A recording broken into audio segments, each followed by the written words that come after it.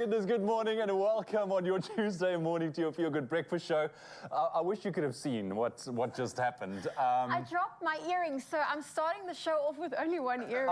I was about to start the show and saying, you know what, Zoe is the ultimate consummate professional because she manages with a couple of seconds to spare to get herself show ready and then boom, there goes the earring. She loses the earring, so yes, luckily it looks good. I like this look. Luckily the hair's covering it, so I can get away with it. Isn't it a kind of a trend thing to just wear the one earring? I don't know, but we'll make it a little trend for today. I think, watch. Today, everyone is going to go out looking like Zoe with one earring. As long as you can see it, jy weet hulle sê mos mooi bo blink onder stink. So that's it today. Alrighty, on that note, it is Health Tuesday on your Feel Good Breakfast Show, and we are focusing on all things superfoods. What are they? How are they good for you? What recipes can you include them in?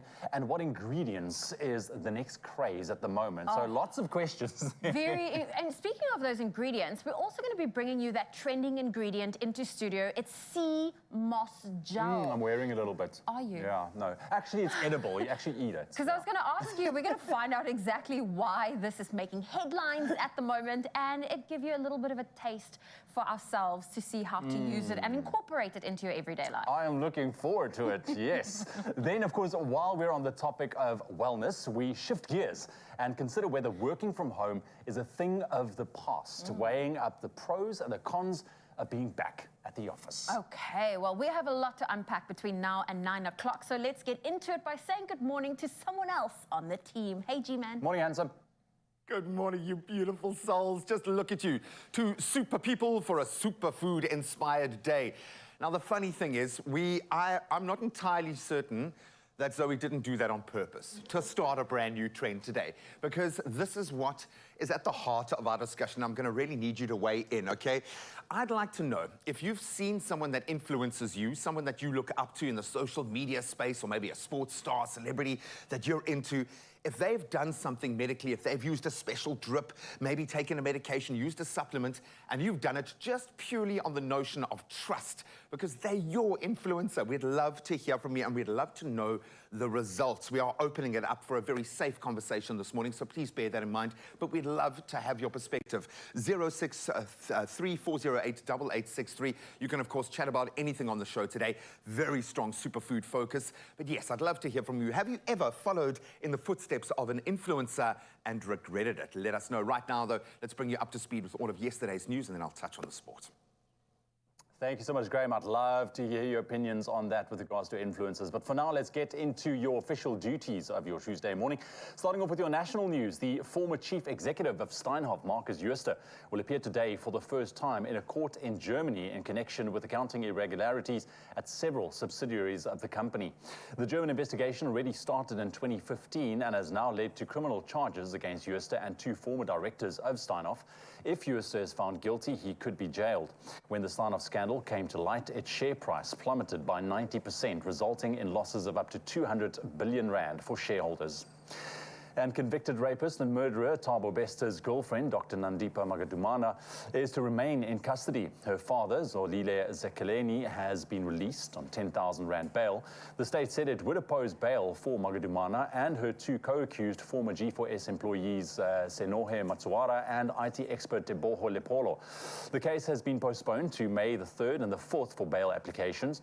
In yesterday's court appearance, the prosecution requested Magadumana to remove her mask and reveal her face to allow her to be properly identified by the court. Then making international news headlines this morning, America has called for a ceasefire in Sudan, where fighting in the capital Khartoum continued with the third day. America's request follows shortly after the Arab League's emergency meeting yesterday with Arab leaders in Cairo, Egypt. Sudan's representative at the meeting, Al Sadiq Omar Abdullah, said the sudden conflict is strange because the parliamentary force, the RSF, and the army have always been on the same side. Some 100 people have been killed and hundreds injured since Saturday. And Italian police have seized about 2,000 kilograms of cocaine that was found floating off the coast of Sicily in one of the country's largest ever finds of illegal drugs. Some 70 waterproof packages were found held together by fishing nets and equipped with a tracking device. Police put the haul's street value at more than $440 million. Believe the drugs were also dumped at sea by a cargo ship hoping to be retrieved later. The packages, made of some 1,600 bricks of drugs, were spotted by a Navy surveillance plane. Let's see where that story evolves. Who knows, finding something like that in the ocean. And then on to a rather feel-good note. Yesterday we had the amazing Gerda Steyn, who broke her own Two Oceans ultramarathon record on Saturday, with us in studio. But this morning we honor an achievement of a different kind. On Sunday there was a clear crowd pleaser in the form of two firefighters of the city of Cape Town who attracted many loud cheers as they went on to complete the Two Oceans half marathon race. Jermaine Carlson and Ronaldo Duncan completed the half marathon donned in their firefighting gear. The duo participated to raise funds for the firefighting non-profit organization Volunteer Wildlife Services in Cape Town. The city's mayoral member for safety and security, JP Smith, described their effort as a proud moment for the city. Now, Carlson and Duncan indeed went full out to raise funds for wildfire services, which is entirely dependent on donations. And we also have the two gentlemen joining us on the show this morning just before 7 o'clock. So make sure you don't miss that chat. With that, we leave your news headlines for the 6 o'clock bulletin. We'll have another round at 7 o'clock.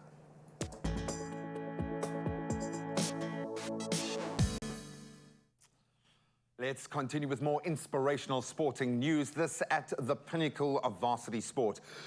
Excuse me, let's start with some rugby this morning. And the NWU, they've edged out UCT to claim their second varsity cup title. So the Northwest University's Eagles needed the entirety of that second half to quell a very spirited University of Cape Town's Ikeys fight back to win 27-25 and claim their second varsity cup title. They needed to dig deep. So the hosts led 29 at halftime in front of their home crowd and looked the stronger side, but were gradually reeled in by the visitors, who only had themselves to blame for that loss.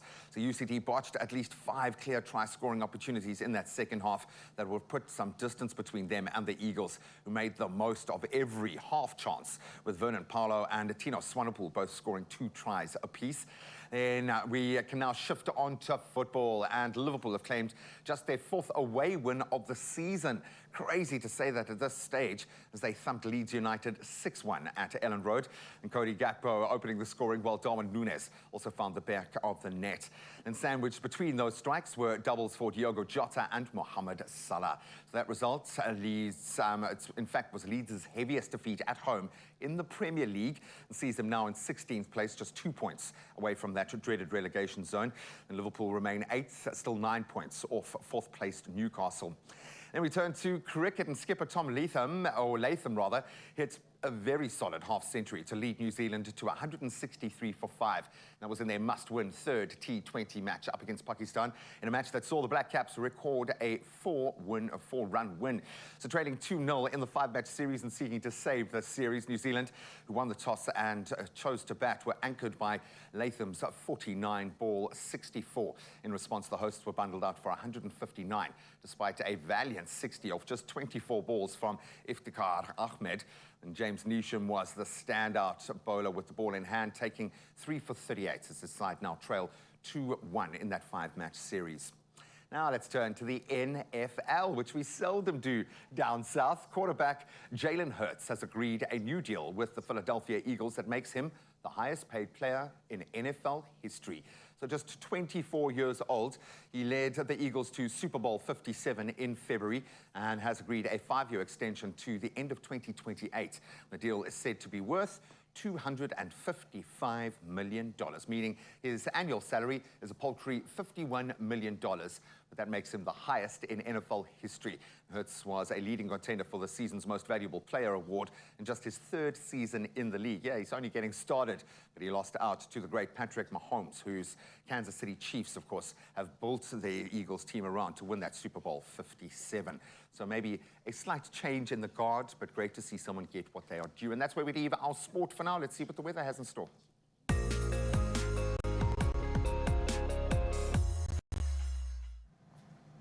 Let's take a first look at your weather for today. There are some big changes unfolding in the Pacific Ocean, and the results could have significant implications for South Africa.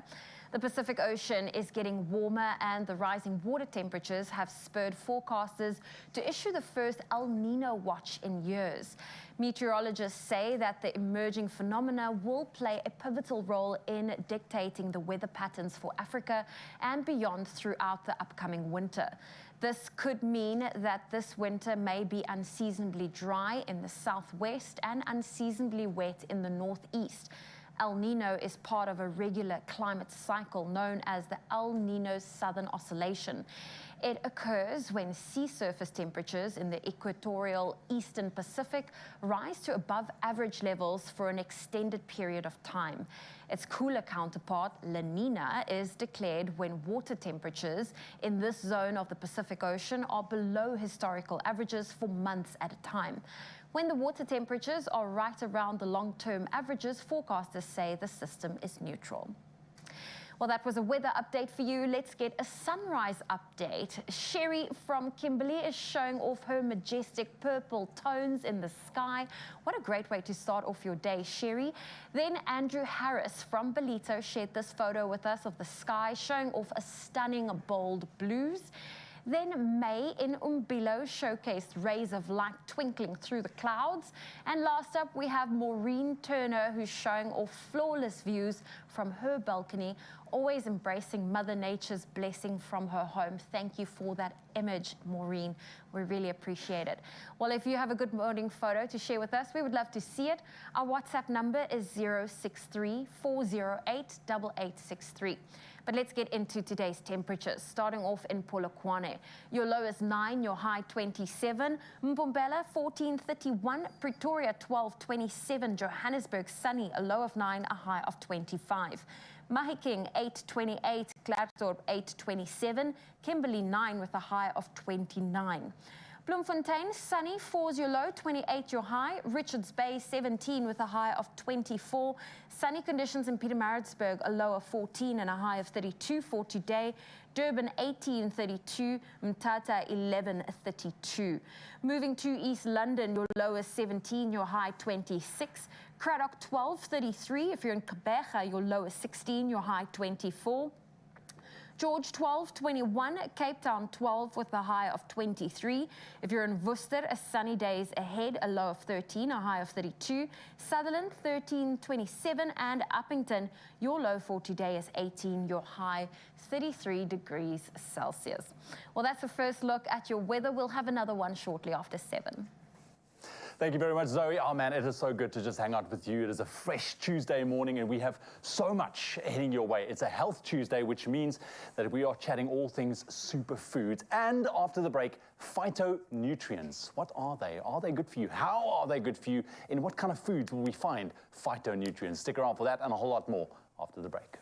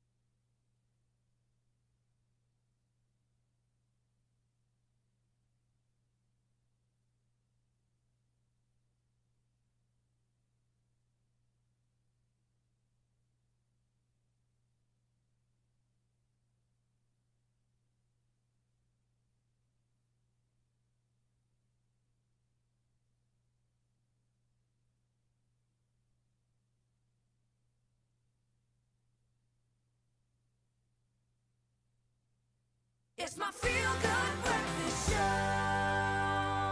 Welcome back as we turn to our health. And yes, I would imagine a conversation that's going to spark a lot of light bulb moments and possibly a little bit of controversy because we are talking about superfoods. We are, I think we embrace them as a trend, yes, but at the heart there are some incredible foods out there that can really bring us a host of health benefits due to their phytonutrient content. And these foods are packed with health-protecting qualities. Phytonutrients are plant-based molecules that positively affect the body and may help prevent or treat diseases. That is a gross oversimplification, I know. They are found in fruits, vegetables, spices, and even edible flowers, a lot of which we use on the show. And here to tell us a little bit more about this and dissect this topic are integrative nutrition health coach, Dr. Catherine Barnhoorn and Dr. Michele Vansagi. Guys, thank you so much. Good morning. It's difficult to approach this space with any sense of authority from our sides because we talk about superfoods all the time. Very often from a marketing perspective, very often from a trend-driven perspective. And yes, we know that these foods are incredibly beneficial from a health perspective, but I think to get to the heart of it, we need to understand why this has become so dominant. So maybe, Doctor, I can start with you. When we talk about this, the superfood group, how have you kind of classified that in your own mind? Okay, so firstly, just a correction. He's the doctor, I'm the health coach, I'm not a doctor. I just need to state that very clearly because our scope of practice is quite different. Of course, yeah, of course. For me, when I'm coaching my clients, I mean, the superfoods, it is, you know, it's a big market now. But I always tell my clients that soil and sunshine are superfoods too.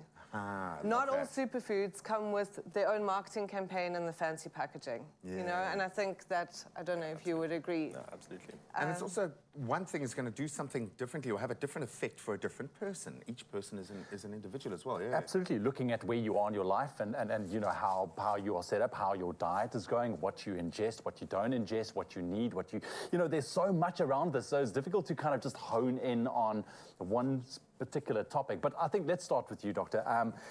The benefits of these essential nutrients, you know, kind of in a broad spectrum, how would you answer that? So I think first it would be really important to just, you know, explain that the word super is a little bit of a misnomer. Yeah. You know, everyone thinks that it has to come from this little plant that looks super, you know, but they actually come from the most sort of humble vegetables that we know.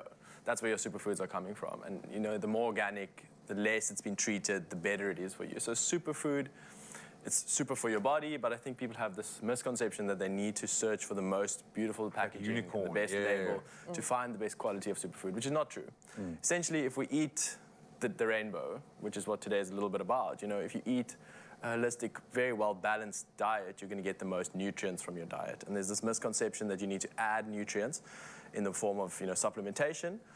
It's always better to have more, but you know, you don't always need to add additional supplementation if you're getting everything from your diet. And the fundamental cornerstone of your health, in my opinion, is really what you eat. It really starts at what you eat, and it is the foundation of your health. And then there's obviously a lot of pillars to that foundation. But you know, there's so much to talk about. The thing is that, you know, you speak about eating the rainbow. I like that, you know, and from a young age, I mean, you all grew up with, you know, having different colors. That's probably why we see color, guys. That's probably why our eyes register color. Probably one of the things. But I want to unpack phytonutrients.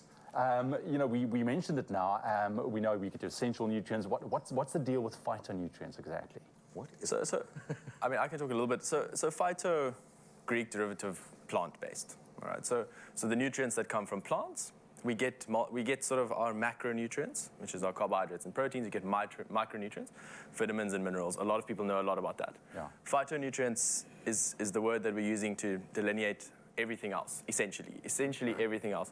The things that don't really contribute to our caloric intake, but are contributing to our health. All right, so carotenoids and flavonoids, very big words, right, that have been started throwing into like multivitamins. You start seeing these words. You see curcumin, you see a little bit of like resveratrol, all of those words, those are phytonutrients. And essentially what they are coming from the colors of the fruits or the vegetables. And don't forget that white is a color.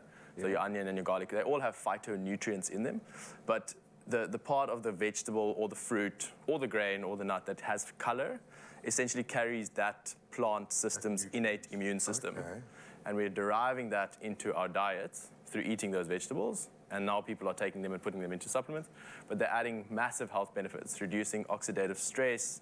They're really good for fighting cancer. They're good for, brain health. So they've got a host of beneficial effects to our bodies, and we know that through studies, that through eating vegetables, we get those added benefits. And that's essentially what a phytonutrient is. Completely, and I think so many of these moments of miraculous healing that we encounter, bearing in mind we interview thousands of people going through these journeys, there is very often a common thread, and it leans on the body being able to heal itself. And I think there is a link here, undoubtedly, in the layers of nutrition and how you take them in, what your body uses to grow and strengthen itself, to heal itself. If you've got experience in this space with insights to share, please do that right now. 063-406-8863. We are talking superfoods this morning. What does that mean to you, and what's your go-to? We'd love to hear from you. Well, from superfoods to super exercise routines, it's it's that time of the morning to get the body moving. And this time we are moving with Clover in Johannesburg. Now, with constantly varied, high-intensity functional movements, CrossFit is a training philosophy that coaches people of all shapes and sizes to improve their physical well-being and their cardiovascular fitness in a hardcore yet accepting and encouraging environment. Now, our very own Clover Adams is about to show you exactly how to get your CrossFit journey started. What's happening, everybody? I hope that you are feeling good this morning. We are coming to you all charged up and ready to move our bodies at the Greenside CrossFit at Pirates Club in Johannesburg with CrossFit trainer Chris, who's about to take us through a full body workout. But I do know, Chris, that a lot of people are intimidated by the CrossFit workouts, but that doesn't have to be the case, okay? As long as you commit and you apply yourself, you can reap the maximum benefit. And now we will be working our upper body. Do not miss out. Which exercise are we starting with? Okay, so now we're going to start with a standard push-up to work our chest, shoulders, and triceps. I'm going to do a standard push-up. You're going to do one that's slightly easier with the boxes helping you elevate your torso a bit more. Okay, so I'd like you to put your hands on the box there, knees on the ground, and I'm going to take my chest all the way to the floor, and you're going to take your chest to the box there. There we go, and press up. Nice one. I feel like this is the perfect way of introducing someone into doing push-ups, right? Absolutely. It's a lot more manageable than a standard push-up. Okay, so you should be feeling it now is in your chest, shoulders, and triceps. 2 more, come on, quickly. Last one. 1 more. Let's do it. Nice, well done. Great stuff. Finish strong. Finish very strong. So another alternative we're going to do right now is called a pike push-up. So let's get into the top of a push-up position, like this. Then from here, I want you to raise your hips up as high as you can, all the way down, and press up. Ooh. Making sure you lock out the elbows at the top of the movement.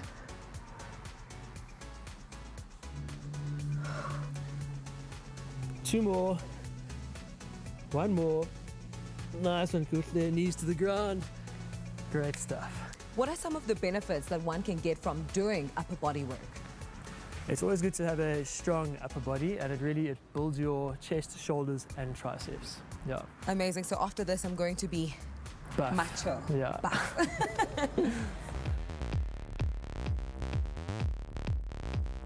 And now we're doing a full range workout. Whew. I'm surprised I'm still standing, Me but too. I feel like I can power through it, Chris. Yes, so now what we're going to do is just combine a couple of movements all together in one workout. We're going to do push-ups, sit-ups, and air squats. A nice format for this would be to choose any time frame from 12 minutes up to 20 minutes, run the clock, and when the clock's done, you can stop your exercising. Just like that. Just like that. Feel free to rest at any point in the workout as well. All good. So we are doing 5 push-ups. Correct. 10 sit-ups, 15 air squats. Got it. And we're With just 10 going to seconds. cycle through those movements. All good. I'm ready. Okay, let's start with the push-ups. Okay, you can do the ones from your knees. Yes. I'll do the standard ones. Okay, let's go. go. 1, 2, 3, 3, 4, 5. Nice one. Okay, sit-ups. So you can either do your butterfly sit-ups or the scaled one where your feet are on the floor. feet on the floor. Cool, I'll do the butterfly one. Cool. Okay, let's go. 10. And 1,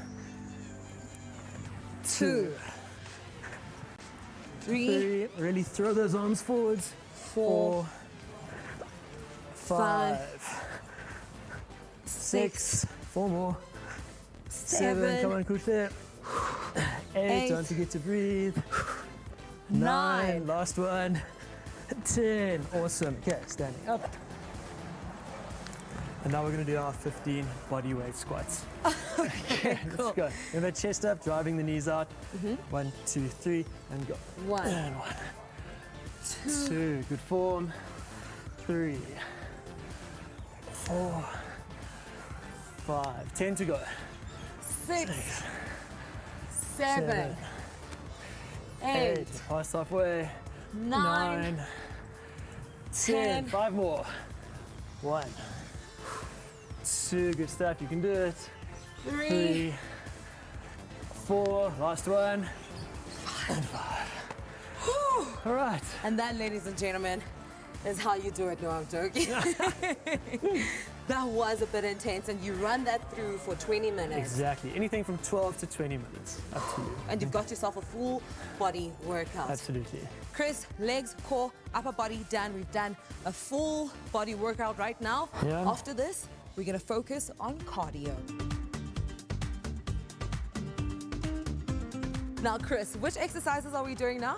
So I'm going to show you 2 versions of a burpee, and we're also going to do some jumping jacks. Let's get into Cool. it. So the version of a burpee you're going to be doing first is hands to the floor. You're going to shoot your feet back, bring them back in, stand up. Okay, I'm going Cool. to do something slightly different. I'm going to shoot my feet back, take my whole body to the floor, come up, and jump and clap above my head. And how many are we doing? So we're going to stick with our format of 20 seconds of work, 10 seconds of rest for 8 rounds. Got it. Let's Okay, go 3, for it. 2, 1, and let's go.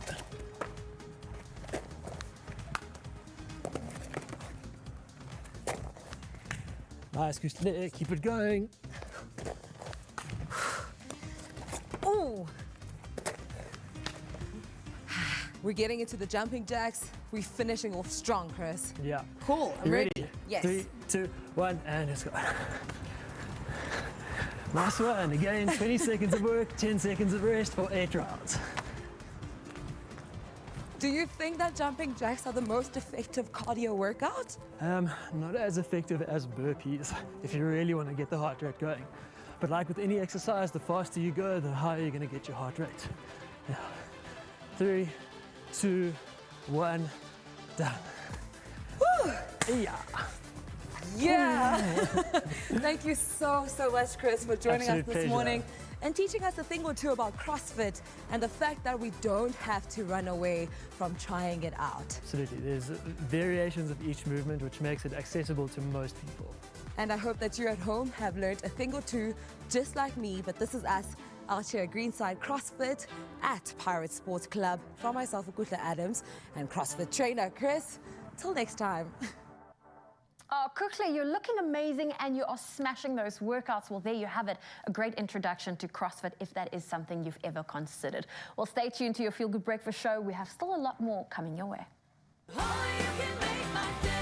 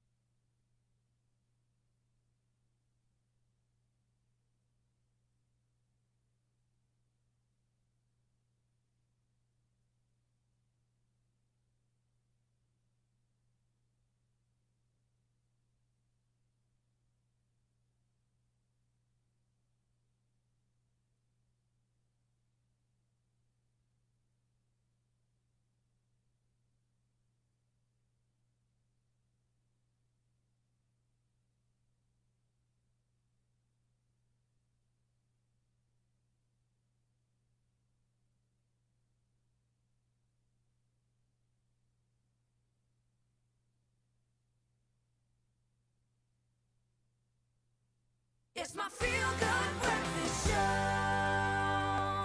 Welcome back. Oh, look at us. We are. We share one Look mind at this morning. us, we are. We really do, because this is a conversation that has got us a little bit confused, like a lot of people out there. As we turn to health matters, we are talking about, or at least debunking, the notion of superfoods. We want to shift to a conversation around nutrient-dense foods that can feed into your overall health. And joining us for this discussion specifically around phytonutrients, we have Catherine Barhoen and Dr. Michele Vanzaghi joining us. And we'd love to get your input as well. Now, as far as function, these nutrients can be thought of as a part of the plant's immune system, as Doc pointed out earlier, as they offer protection against viruses, bacteria, fungi, and parasites, and we get to lean on that incredible benefit. Absolutely. And you know what, once again, this is such a broad topic, so it's very difficult to unpack everything, you know, in a short amount of time. But I think one thing that we can speak about is how do we know that we are getting enough of these nutrients, maybe on a daily basis? Because, I mean, if you know your body, you will know that there are certain telltale signs. Is there a way that we can tell? Well, I personally feel there are a lot of ways. You know, a lot of things can go wrong, but it will be your overall vitality and the whiteness of your eyes, the vibrancy of your skin, and your energy levels, you know. But I must also say, if you're eating processed foods, you are going to be nutritionally deficient. The goal is to eat whole foods in their natural form. And if you're eating those consistently every day, preferably organically grown from healthy soils, then you should be getting enough of your nutrients. And you know what, this is a very important topic, because I think generally our population's diet is not the best. So we do lean on supplementation. But would you say that, I mean, obviously it seems for me in my head better to try and get those nutrients through actual From the source. food, from the source. Without a doubt. I mean, the supplements are great if you've got a health challenge to get you over that health challenge, over that hump, and on your way to healing. But the thing about whole foods is they've got the cofactors. So yes, you've got your vitamin C and your vitamin D and whatever else, but there's magic happening in there. That? And it's how it helps the body absorb it, etc. But it also has all the phytonutrients which are feeding your gut bacteria, and your immune system resides with your gut bacteria. For sure, and we know that that's the source. Are we missing a trick here, Doc? Have we had the wool pulls over our eyes in the search for the unicorn that'll save us nutritionally? And I mentioned that earlier, but it kind of feels like if you get the vegetables that are there, probably the less expensive vegetables, and just cook them in the right way and get the right nutrients, you're going to get your superfood nutrients. Has marketing kind of turned the tables on us a little bit here? It's so difficult because, like, as you said, there's so many variables, right? There's so many things that contribute to health or dishealth or how you feel, right? Yeah. Your exercise, your general happiness and your mood are massive contributors to the way that you feel. I think what you said about one like really nice way to look at this for me is that I always say to people, especially as someone who's very interested in skin and skin health, is that the skin is the dashboard to essentially your gut and your physical health. Right? There's so many variables in terms of how healthy we are. How healthy are you? No one knows that. But if you look at your skin, and I often tell people, just try to make these few improvements to your intake, to your sort of the way that you eat for 2 weeks, and look how your skin changes. Then they can actually see something happening, rather than trying to judge a feeling of how they're feeling, because they've been feeling the same way for 2 years, 3 years, 5 years. They don't know how it feels to feel better. From that feeling, they have no level to compare it to how it feels to be eating a good diet, right? They don't know how it feels to be energetic and vibrant and healthy. So look at your skin change, then you're like, wow, you know, look at that, I don't have breakout, my skin looks more vibrant, I look more healthy, and that's a really nice way to get people. And then you start to feel better. And I think people don't make that correlation, that it starts with that thought and emotion, and that affects your whole system in that way. But see, this is the problem. I think, you know, when people feel a certain way, or they immediately go to somewhere where they feel they can get maybe instant fix, where you go with the marketing, oh, drink this collagen, this matcha, this whatever. But look at your essential diet and how you are eating. And how it all food ties And can I also just say, you've got to look at stress. Because if you are stressed, your digestion shuts down. You can drink green juices all day. You're not absorbing it. And I think in this day and age where we currently are at, is to really address the stress, to release it, to downregulate the nervous system so that you can digest and absorb those nutrients. And do these things, because it is a system, and I like the 2-week notion, this 2 weeks to let that Start system somewhere, adjust to the healthy inputs. Those small changes. Yeah, man, those little increments, little incremental changes, we got your back, man. If you want to let us know of any amazing parts of your journey in this space, 063 408 8863. What does a healthy diet look like to you? How have you found that balance? Oh, thank you, James. Well, listen, it is getting chillier in the mornings, and we are also getting ready for winter. So putting on those various layers to get you nice and warm is the way to go. And that's how we need to approach winter. And since it is Tuesday, I need you to help me choose between these two knitwear looks from Woolworths. So option 1 is this one right next to me. This is a textured cable knit jumper, and we'll be styling it with some boyfriend jeans and this beautiful scarf and some ankle booties. That is option 1. It will really add that effortless chic to your winter wardrobe. Then option 2 is the matching knitwear set. It's cut from a soft viscose blend, styled with block heel ankle boots, and it also makes for a fun, trendy winter look. So which one should we go for? Should we go for the boyfriend jeans? Should we go for the matching set? You get to decide whether I wear option 1 or option 2. Head on over to Expresso's social media pages and vote for your favorite winter newness look. And don't forget to include that hashtag Styled by Woolies.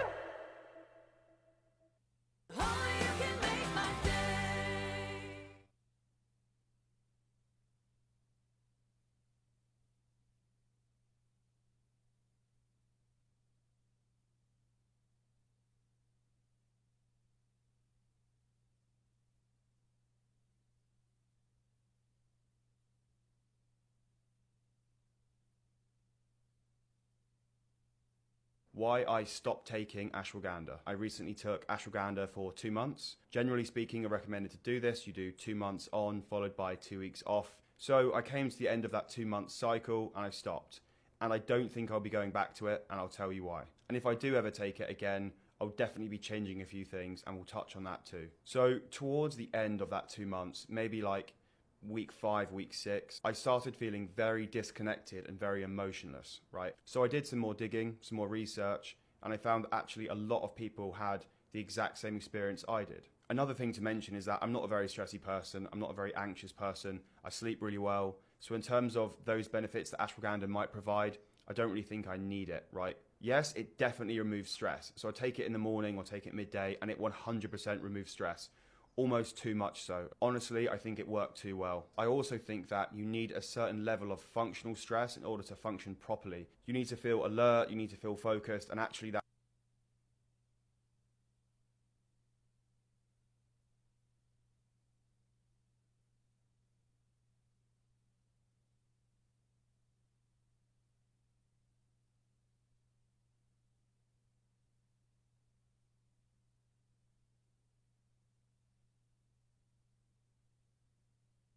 It's my feel-good breakfast show.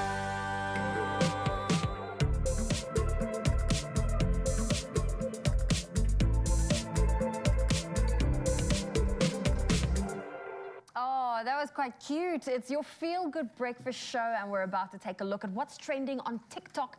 And superfoods have taken the world by storm. Now, it's a term that refers to foods that offer maximum nutritional benefits. And TikTokers have taken to the app to promote whether or not these foods or products work for them, like this one. Take a look. Look at a couple of them in our hashtag What's Trending on TikTok with health chef and founder of Pure Good Food, Shannon Smits, aka Pure Shanny. Lucky to have you. So Welcome, nice to be welcome. Yeah, this is such an interesting topic because it's so broad, there's so much going on, and I feel that social media specifically has got a large influence on what's great, what's good, what's new. Yeah, and I think definitely with social media, people, they relate to certain people and they want to aspire to be like them as well. And usually if someone's working for something, if one of these objects are working for someone, then all the followers want to jump on as well without really understanding. So it's very important to understand what these superfoods are and making sure that you're taking them safely. Well, let's unpack the first one, collagen. Obviously, that's been a big one. It's been a big buzzword for a couple of years now, and perhaps best described as the natural protein that gives you that fresh, plumped and nourished look and improves general health as well. But what do we need to look at when buying it? Okay, so collagen, which is very important, you want to make sure that you're getting it from a good source. So you get 3 different types of collagen. You actually get 28 different types of collagen, but we, as supplement-wise, we only use 3 of them, 1, 2, and 3. Most of the time, you're going to be taking type 1 or type 2, and that comes from the cartilage, type 2, and type 1 comes from the bone, tissue, skin of the animals. You want to make sure that you're getting them from a good quality. So are you getting it from grass-fed animals? Are they looked after? At the end of the day, what you're putting into your body is what's being put into that animal's body as well. And then what people also don't realize is very important that you're getting a broad spectrum of supplementing that's going to benefit taking the collagen as well.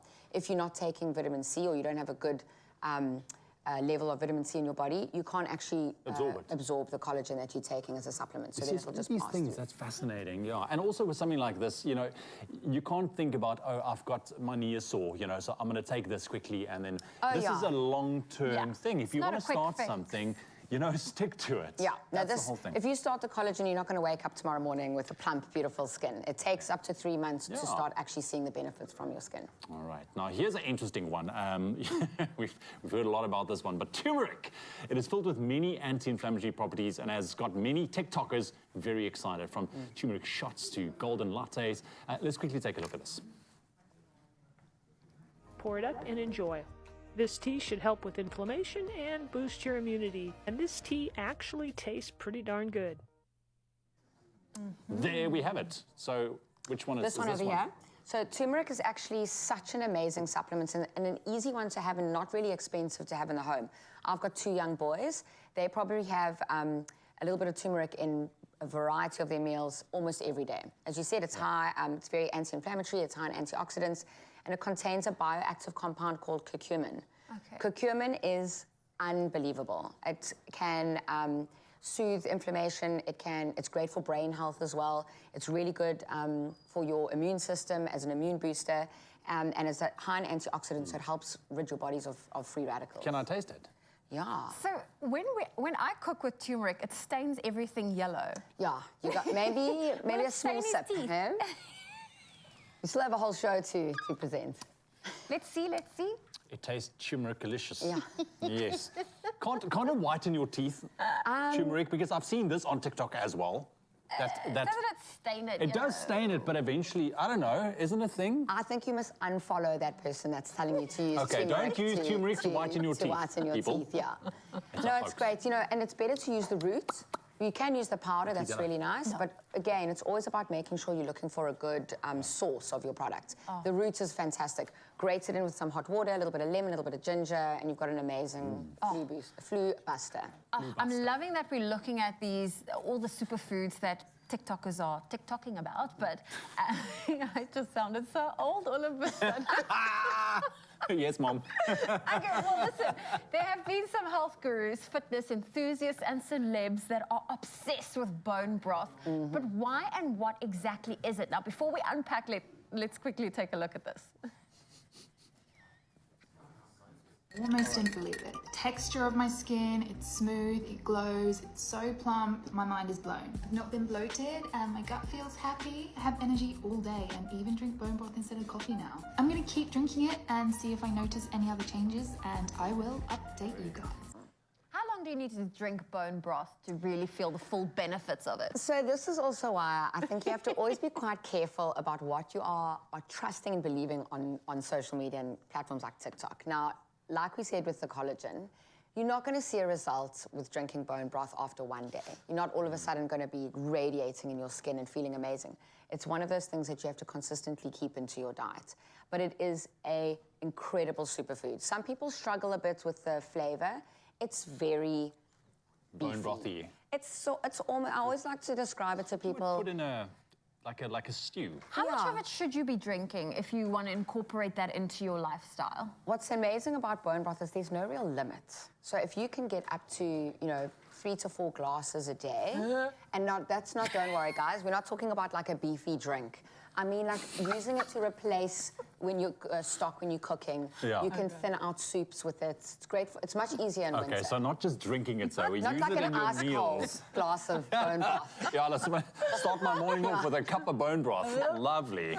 But it's what happens is you slow simmer the bones of animals. Again, either you can use a variety of animals. And it extracts a certain amount of amino acids that get you, that are really good for longevity, skin, immune system health, and also what's really good about it is it feeds your good gut bacteria. Thank you, Shannon. I think that there's a lot. Like I said to you, there's just a lot to unpack, but we would love to know from you on our social media. If you see an influencer doing something like taking a drip or taking a supplement or turmeric to whiten their teeth, would you just go out and do it without doing the research around? We'd love to know the influence of influencers. 06340888863. Oh, I love it, man. Now everybody's like, is this a superfood? Is this a superfood? Well, here's the deal. Every food can be super if you get the nutrients out. And yes, I know there is a different trend every single day. There's matcha powder, there's turmeric or turmeric lattes to take, ginger shots in the morning. All of these things do have massive health benefits. But the bottom line here is don't let it be trend-driven. Look for the healthy benefit for yourself. And that's why we are focusing on something that we can actually even grow in our own studio, wheatgrass this morning. And Teresa is here.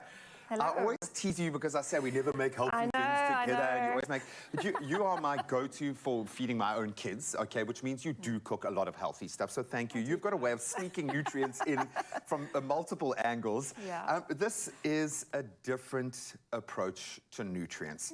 Have you cooked with wheatgrass powder before going on this little experiment, this journey? Not too much, more sort of on the smoothie side, and not kind of this dry food, but it's a very easy way to incorporate it into various dishes. And what we love about this, when we talk about nutrients and the density in foods, some foods just carry a lot more, so it's almost like a life hack. Yep. But it doesn't mean that you need to be living off matcha powder every day. You can get that nutrients from a well-balanced diet. So how are we going to let wheatgrass come to life in our recipe this morning? So we are going to incorporate it into our crepe batter. So again, you can enjoy your crepes, but in a healthier way, and you can just boost it with that extra like that wheatgrass. So we're going to put that in there with a little bit of salt. This is just ordinary flour.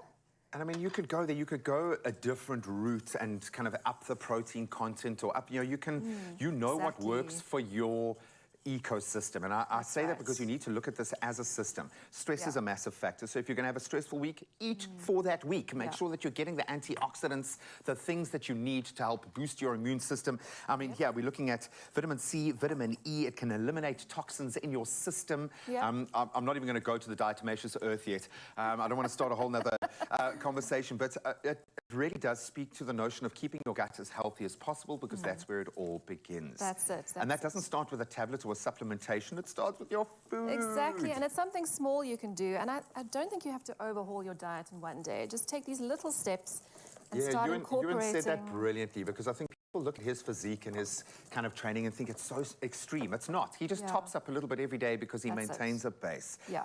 Dr. Michaela said earlier 2 weeks, and I've always thought of this kind of system needs about 2 weeks to adjust to the information that's coming in. That's right. So if you can do that, if you can eat and make those little increments every day and eat healthily for those 2 weeks, it's enough to tell your system, okay, we've made a change. Exactly. And your system starts to respond. It does, and it's sustainable. If you try and do it all in one day, it's not going to happen.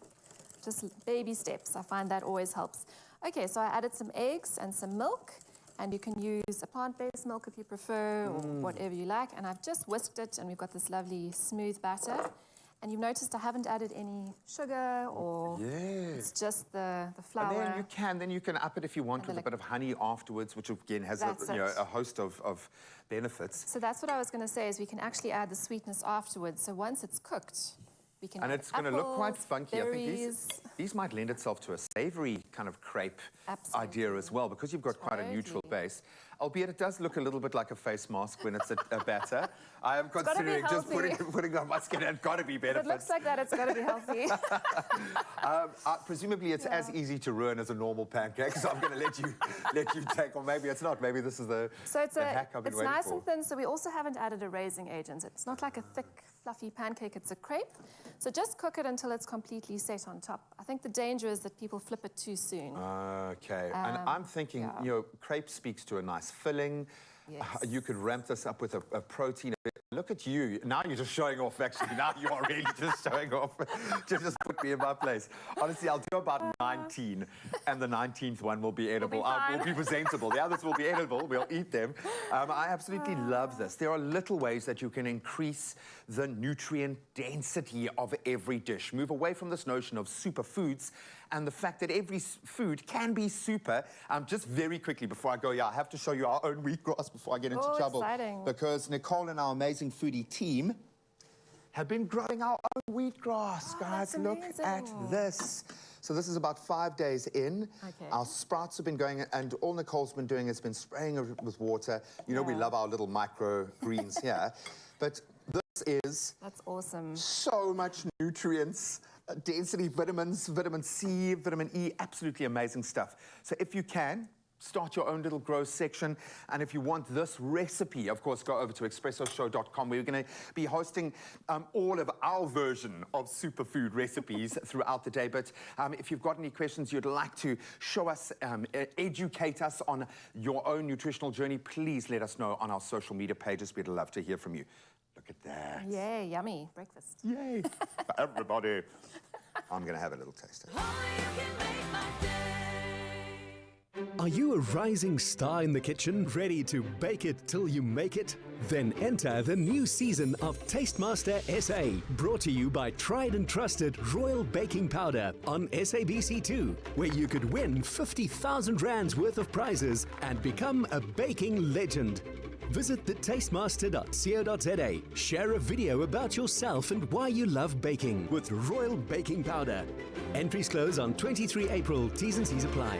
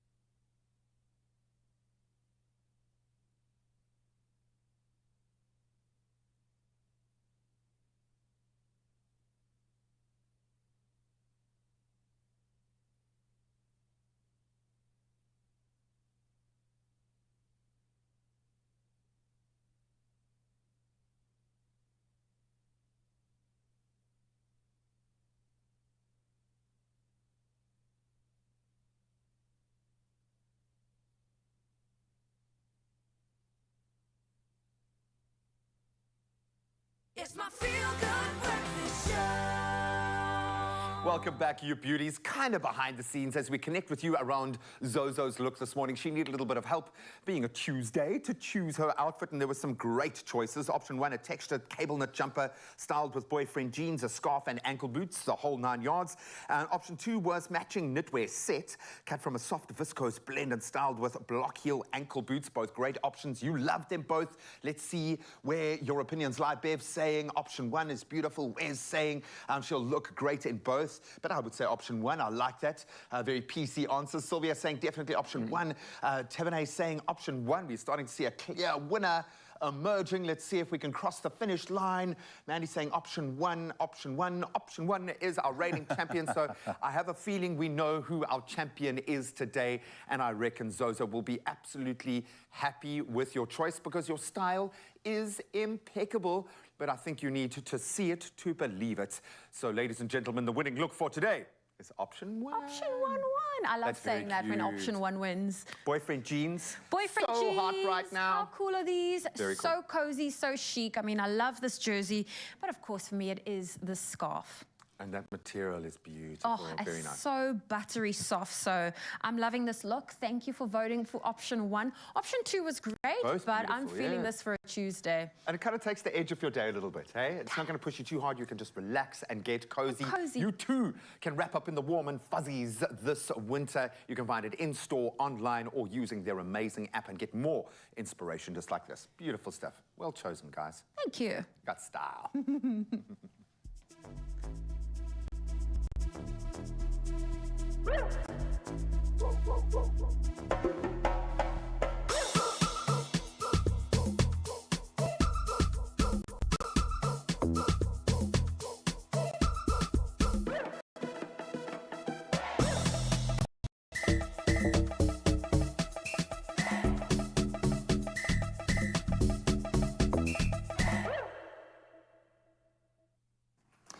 2 minutes to 7 o'clock on your Tuesday morning. Let's get into your news headlines one more time. Now, for your national news this morning, Cape Town Mayor Jordan Hill-Lewis has launched a project worth 1.2 billion rand to alleviate the effects of load shedding. He said at the joint launch of the C40 Cities project that the city's solar power plant at Somerset West would generate 60 megawatts, which could eliminate one phase of load shedding. The partnership between Cape Town, Germany, Britain and France is twofold. It deals with green infrastructure to improve the management of water supply and catchment areas and to promote solar agriculture to reduce emissions. The C40 Cities project involves mayors of 40 world cities. And the former chief executive of Steinhoff, Markus Jooste, will appear today for the first time in a court in Germany in connection with accounting irregularities at several subsidiaries of the company. The German investigation already started in 2015 and has now led to criminal charges against Jooste and 2 former directors of Steinhoff. If Jooste is found guilty, he could be jailed. When the Steinhoff scandal came to light, its share price plummeted by 90%, resulting in losses of up to 200 billion rand for shareholders. Then making international news headlines this morning, French President Emmanuel Macron has finally signed into law his government's highly unpopular pension reforms, which raised the state pension age from 62 to 64. Now, this happened hours after France's top constitutional body cleared the change. The Constitutional Council rejected opposition calls for a referendum, but it also struck out some aspects of the reform, citing legal flaws. Macron argues the reforms are essential to prevent the pension system collapsing. In March, the government used a special constitutional power to force through the changes without a vote. And America has called on a ceasefire in Sudan, where fighting in the capital Khartoum continued for a third day. America's request follows shortly after the Arab League's emergency meeting yesterday with Arab leaders in Cairo, Egypt. Sudan's representative at the meeting, Al-Sadiq Omar Abdullah, said the sudden conflict is strange because the parliamentary force, the RSF, and the army have always been on the same side. Some 100 people have been killed and hundreds injured since Saturday. And we're ending off with this story. Penguins are whizzies at waddling, which is why the famous Two Oceans Aquarium in Cape Town is asking the public to join them on a waddle to show support for the cause of African penguins. Now, these incredible birds are facing extinction by 2035 if they do not receive the protection that they need. Now, the waddle or walk, whichever one you prefer, starts at 8:30 this coming Sunday from Surfers Corner in Muizenberg. Now, walkers or waddlers will make their way toward the colony of African penguins at Boulders Beach to show love and support for this precious species and to say, not on our watch. Now, during the 15-kilometer waddle, the idea is to draw the attention and support of passers-by and cast a light on the plight of African penguin survival. It is going to take a collective effort, that is for sure. And remember, for the waddle on Sunday, you can sign up online and don't forget, if possible, wear black and white, even maybe your favorite tux to go for the walk to show your support for these incredible animals. And with that, we leave your news headlines. Let's get into another round of sport.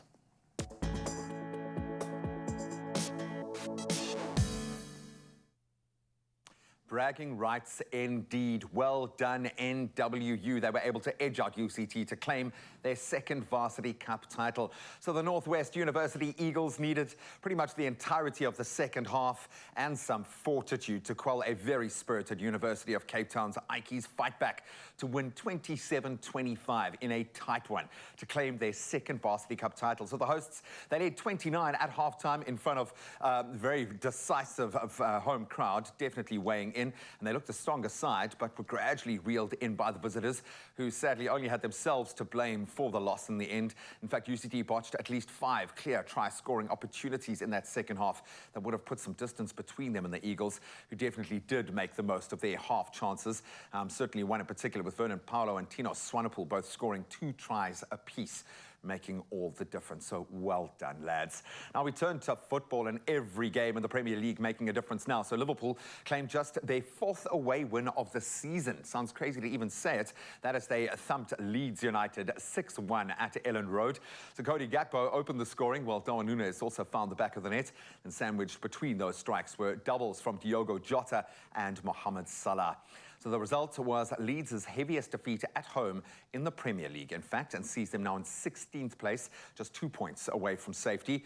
And Liverpool, they remain 8th, still 9 points adrift of 4th place to Newcastle. Now we turn to international cricket, and leading from the front, skipper Tom Latham hit a solid half-century to lead New Zealand to 163 for 5 in their must-win third T20 against Pakistan, in a match that saw the Black Caps record a 4-run win in the end. So trading 2-0 in that 5-match series and seeking to save the series, New Zealand, who won the toss and batted first, were anchored by Latham's 49 balls, 64. They really needed it. In response, the hosts were bundled out for 159, despite a valiant 60 off just 24 balls from Iftikhar Ahmed, and Destroyer-in-Chief James Neetham was the standout with the ball, taking 3 for 38 as his side now trail 2-1 in that 5-match series. And then definitely a watershed moment in the NFL. We don't get to report on news coming out of the North that often, but this is big. Quarterback Jalen Hurts has agreed to a new deal with the Philadelphia Eagles that makes him the highest paid player in NFL history. So at just 24 years old, he led the Eagles to Super Bowl 57 in February and has agreed a 5-year extension to the end of 2028. And why wouldn't he? So the deal is said to be worth $255 million, meaning his annual salary of $51 million will be the highest in NFL history. Hurts was a leading contender for last season's Most Valuable Player award in just his 3rd season in the league, but he was up against some goats. He lost out to Patrick Mahomes, who a Kansas City Chiefs team had obviously beat the Eagles to win that Super Bowl 57.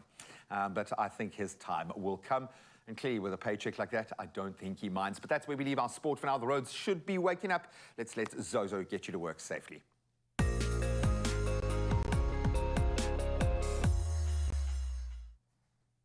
Thank you, Graham. And we start off with traffic in Kuils River, Cape Town. There's congestion and some light mist on the R300 northbound at the N1 inbound ramp. Expect some delays here and approach carefully. Then in Pretoria, there's been an accident. In fact, it's been a multi-vehicle accident on the N1 southbound before Regal Avenue. Now, the right lane is closed. There's heavy delays and queues are backing up after Linwood Road. So please travel safely and allow for more travel time. That's your traffic for now. Let's take another look at your weather.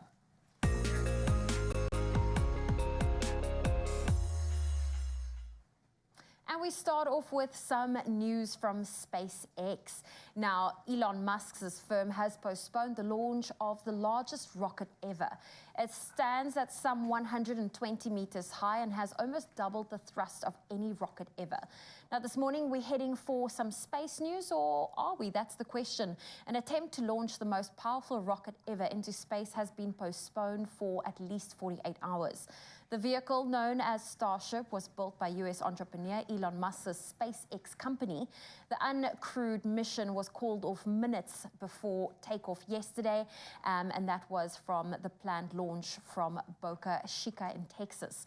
The problem appeared to have been caused by a frozen pressurant valve.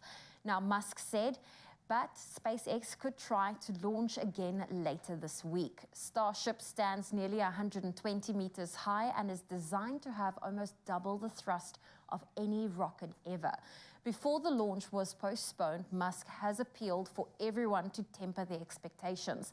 It's the first launch of a very complicated, gigantic rocket, so it may not launch.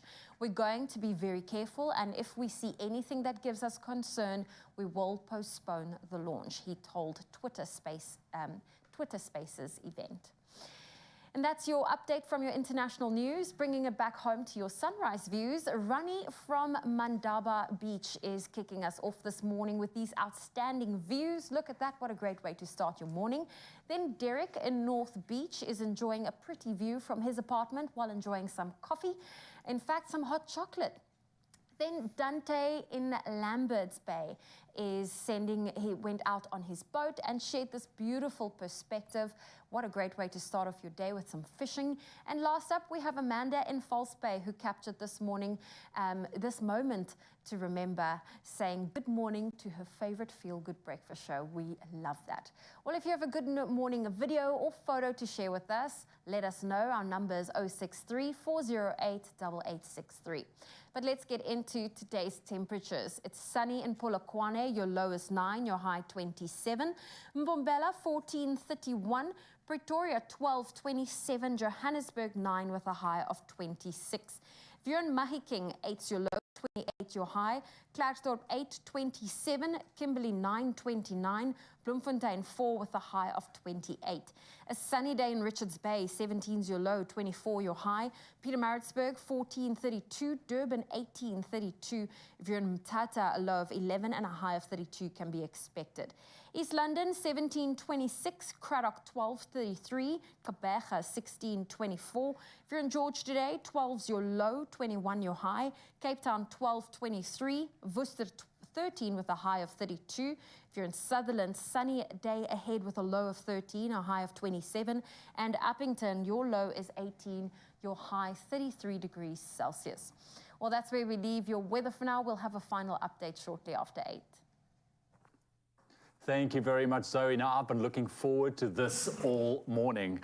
Now, when firefighters Jermaine Carlson and Ronaldo Duncan stood at the starting line of the Two Oceans Half Marathon on Sunday morning, let me tell you, there was a buzz going on. They weren't wearing conventional running gear whatsoever. Instead, they were head-to-toe geared out in 6 kilograms of their uniforms, ready to unlock their 100% in order to raise funds for a very, very worthy cause. Jermaine and Ronaldo joins us with Claire Lotter, the CEO of the Volunteer Wildlife Services, to tell us a bit more. Thank you very much for joining us. This is incredible, man. First, I want to ask, are you mad? Just a little bit. I've been following the journey on social media. I've seen the videos of you guys running, but I need to ask you, firstly, congratulations. Finishing in a time of 2 hours and 41 minutes. That is incredible. That is incredible. What led to this decision to take on a feat like this in full gear? I mean, 6 kilograms of gear.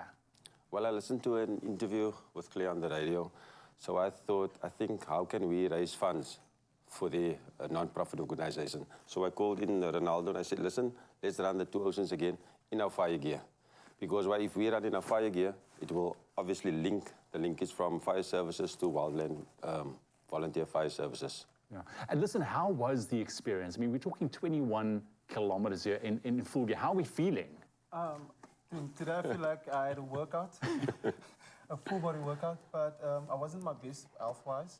But I felt I didn't want to disappoint them. I didn't want to disappoint the initiative. from Mr. Carlson. So I just thought, let's do it. And I know I can finish it. Yeah. Me at 80.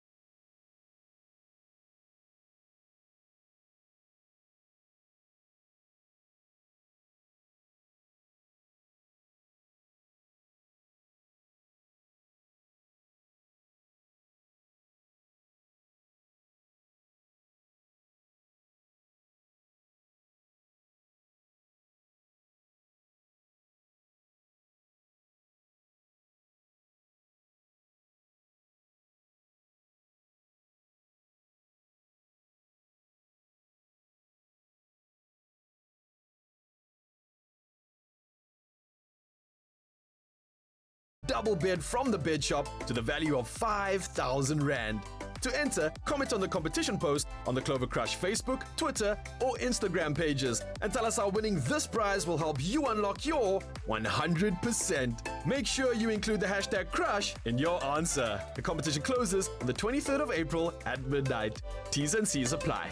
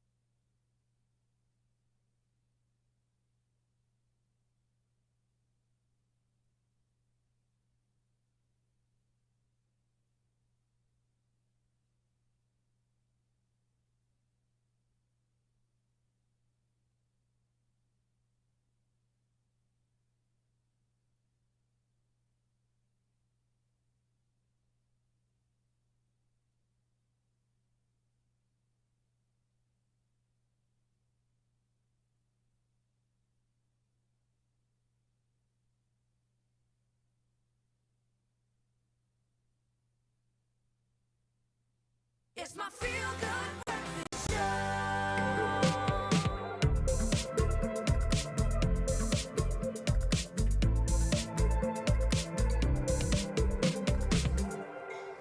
Alrighty then, it's your Tuesday morning. Right now, we are diving into the world of TikTok once again for a trend that has many people rather confused. Sea moss gel. It has been trending on the app for a while now, and people want to know why. So basically, an edible sea vegetable in the algae family that is packed with nutrients like folate, vitamin K, B, iron, iodine, magnesium, zinc, and calcium. But what does it do for the body? Let's quickly take a look at this.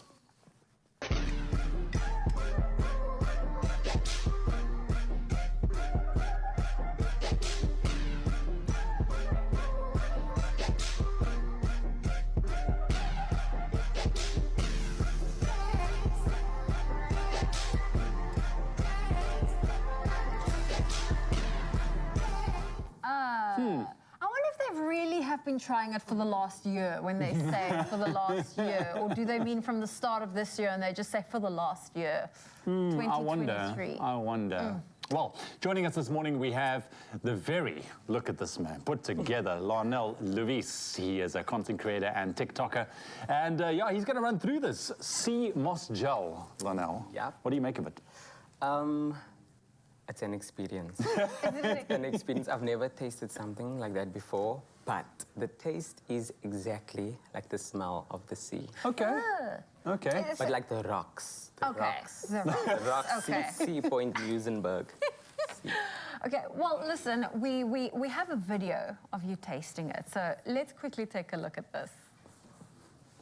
You guys, so I just bought me sea moss. Let me just put a disclaimer. I don't like mussels, I don't like oysters, I don't like anything that tastes like sea. That's why I don't eat snook. I don't like it when fish tastes like fish. I don't like fishy taste. I don't like the smell of the sea. So I don't know. I don't know what. There's lots of benefits, so. The smell alone smells like, you know, the brown seaweed that's by the beach.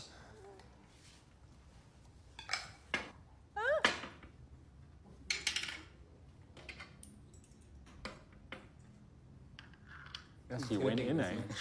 Oh my gosh. I can't do this, I can't do that! I really can't do this. Oh my god, I can't do this.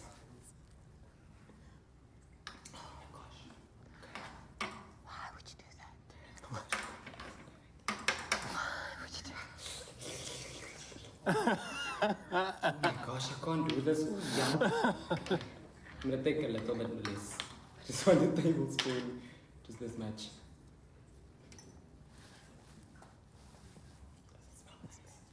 Okay.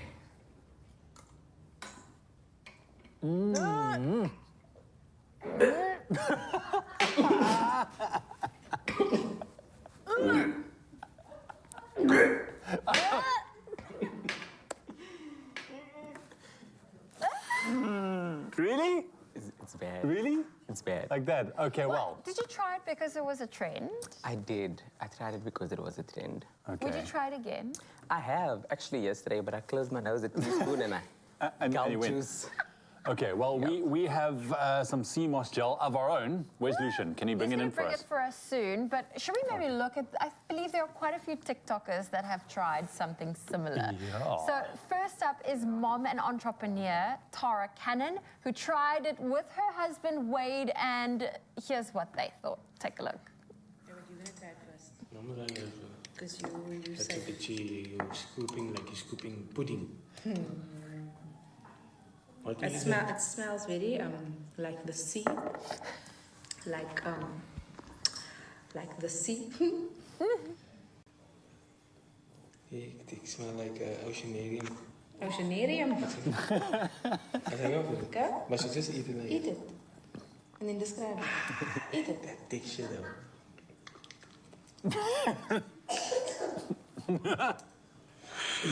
How is it? Hectic. What do you mean? It's like eating something that's gooey. Something that's gooey. Okay. Okay. We have some that we're now going to try. Lucian, bring it in here, my friend. Oh, there we go, the evil laugh. We've got the evil laugh. Oh my goodness, is this some tea to wash it down? Mm-hmm. Okay. Okay. So we have some paddles. Thank you very much. Whether it's a success or a hot mess. Okay. Donnell, you I'm going keen to to learn join? my lesson. You did a full spoon, Yeah. I think. I'll watch you. Do we have to smell it? I feel like it's terrible. Okay, to no, smell. We have to do the whole Ooh. Okay, oh, no, look, no, I've got a it smells piece of like it. seaweed in there. Like seriously. Looks like a snolly. You want to smell again? Just. Okay. It actually doesn't smell that bad if you love the smell of the ocean when you go for a first early morning walk. Now I get it why people are Yeah, saying it's one thing to breathe in that air. It's another to kind of eat it in like a gel. I'm sorry, I'm going to say it's snotty form. Oh. Oh, come on. Look at this. No. Yeah.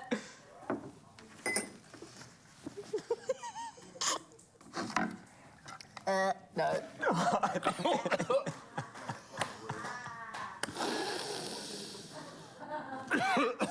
Are you okay?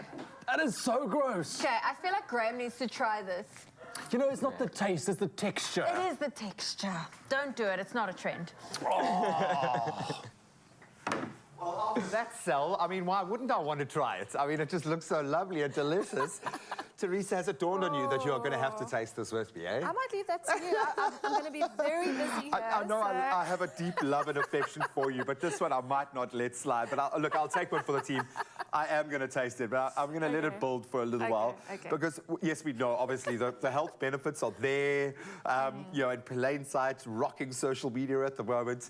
Whether you can get past the taste and texture is a different conundrum. So we're going to help you by creating a beautiful jam. Yes. This is very clever. Just add sugar. Just add lots of sugar.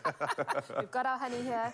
Chia jam, literally, it's the easiest jam you will ever make. And probably the healthiest jam you'll ever make. Because chia is, you know, and I joke about, I mean, like, don't call a superfood because all food can be super, but chia seeds do kind of feel like a superfood. They really do. They really do. And we've got blueberries as well. Oh, think about it, antioxidants. You know, exactly. Okay, so what we're going to do is we've put some blueberries in the pot. Okay. We're going to add some water. Nice. And then we're going to add a bit of lemon. And this is kind of how you would approach a jam, hey? Yeah. A bit of acid, bit of water, bit of sugar, and start... and obviously, the fruits that we use to make jams generally have a fairly high sugar content which we're kind of distilling down into its syrupy form. And we're going to add honey to ours. And again, great antifungal, antibacterial honey. With winter coming up, oh, for sure. Got to get that honey in. So pop that all in, give it a stir, and then let it simmer for about 15 minutes, and you'll see it will thicken slightly. And then as it simmers, just stir occasionally, and then what I like to do is just mash the fruit a little bit with your spoon. Just muddle it up. Just to break them up, and the juices will be released, and you'll see it'll gradually start to get thick. And relatively low heat, so you don't just a gentle simmer. Caramelize the sugars. You want a little bit of liquid still in there. Okay. Yeah, and you can see this one's already looking quite nice and thick. Oh my goodness. Love the colour. I feel like I should have gloves and a face mask on when I open this. Okay, I'm going to do it. I'll let you... Are you going to try it now? Okay, I'm going to let you do it first. I feel like we should have some of the finished jam ready to just pour into my mouth. Pop it in. Well, there's a bit of honey here. So once that has simmered for 15 minutes, that's when we add our chia seeds. And of course, these are going to thicken the jam. It smells like the sea. It doesn't smell like a food, I'll tell you that much. It doesn't smell like something that should go into your body. It's got to be beneficial, right? That is quite, my brain is going, huh? I don't know what that is. I'm creating new neural pathways in my brain. You're going to start overthinking it, I think. I started overthinking it the second I saw them try and eat it earlier. Okay, I suppose I should do this, hey? Okay, I'm gonna very kindly decant some, yeah, just in case, because I know the whole crew are dying to taste some, so I don't want to spoil the whole batch. Do you want to pop some in here first? Okay. As well, so about a quarter cup. About a quarter cup. A nice big... What would you say? Globule. That, if ever... In it goes, there we go. Come on.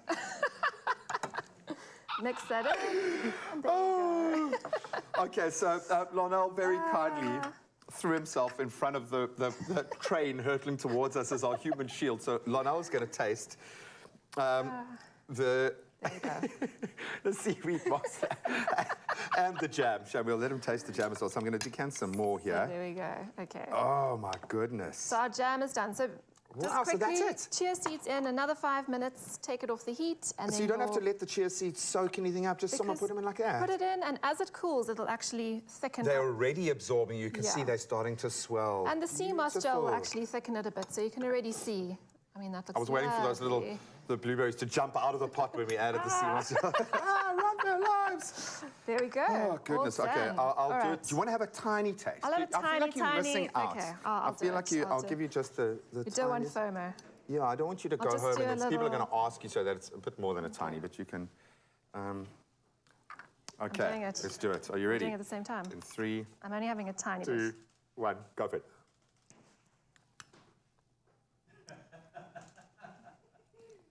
It's not actually so bad, honestly. I only had a it's tiny great. bit. Yeah, no, it's lovely. It's the consistency, I think. Yeah, no, that taste, it kind of tastes like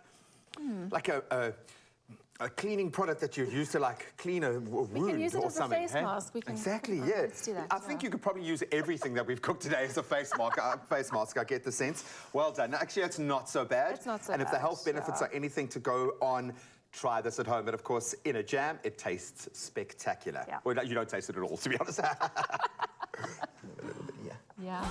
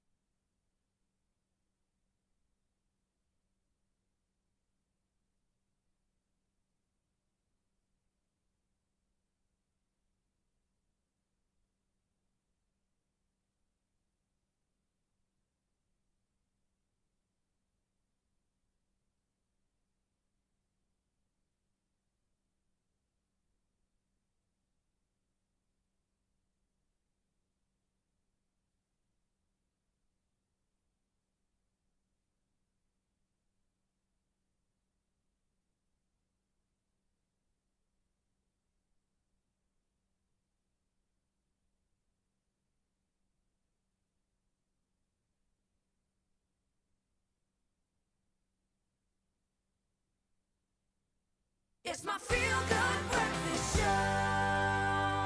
Welcome back. It is your feel-good breakfast show, Expresso on S3. Well, last week we had Lamise Abrams showing us how to decorate our Eid table. And this week we have Megan Pedro here to show us how you can really add that pop of color and personality to your beautiful Eid celebrations with your family.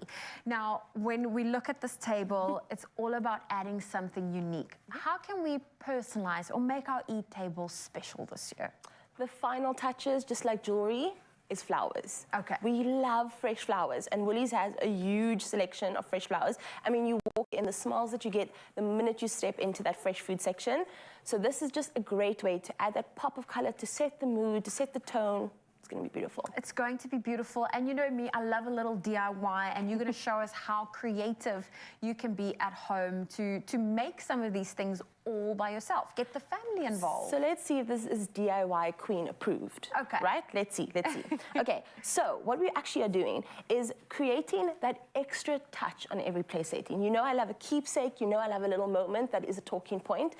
And today we are creating two beautiful moments on this table. So right here, I've got a beautiful DIY napkin holder, which again is just the finishing touches with the flowers. It requires the most minimal, I want to say ingredients. Effort. Materials. Possible. So you're using your crafting wire, and this is just like, a normal bendable copper wire. So you can just bend it completely into a circle, which is obviously easier to put it onto your napkin holders to create that moment. So the napkin, I suggest, would be a little bit smaller, just because it creates the shape. It already keeps it, really, really small and minimal. And a napkin ring in general is not very big because a napkin's not that big. So we've got, are we going to use, which color should we use for our... Let's go with white on that side as well. Okay. So we've got your shape that's done already, and then you've cut, small little pieces that are going to be quite pliable. So we have a selection of flowers. I mean, you can really go and see what you'd like to use at Woolies, but this is called your baby's breath. And I think this is so lovely, so lovely to just move around. They are so easy. So your stem is quite bendable. That is something that you want to look for when you're doing something like this. So it's just so easy. And then, of course, you don't want to completely throw off everything. You've got one of the little wires just to secure it. Just to secure it. Look at that. So this is just so easy. I mean, look how that wire bends and it secures that flower in place. Getting the whole family involved, so easy. And then to this, just for a pop of color, I'm bringing in the orchid, which is such a favorite. An orchid is such a wonderful gift. I think it's such a luxurious statement in a home, right? Like, when you see an orchid in a home, you just think there's some you don't even realize the orchid is missing a beautiful flower. So you can zip little one or two from your beautiful orchid at home.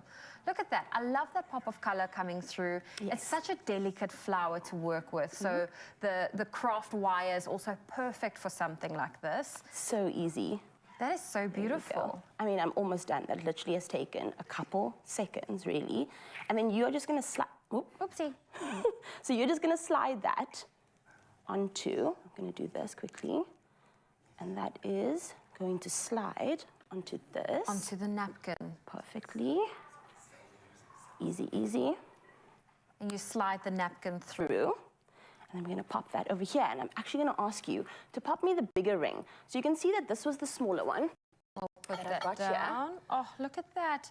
What a perfect touch to your table setting. So the smaller one, the bigger one. What would the bigger one be for? I'm popping it underneath a vase.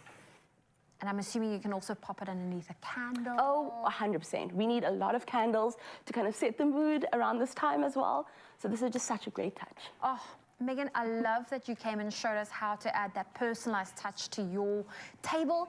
And I feel like this is something that it can go a long way. It can definitely go a long way. So why don't you brighten up your Eid table setting with Woolworths? They're fresh flowers. They've got some incredible ones. You can shop everything you need for your Eid feast at Woolworths. You can do so in-store, online, and on the Woolies Dash app.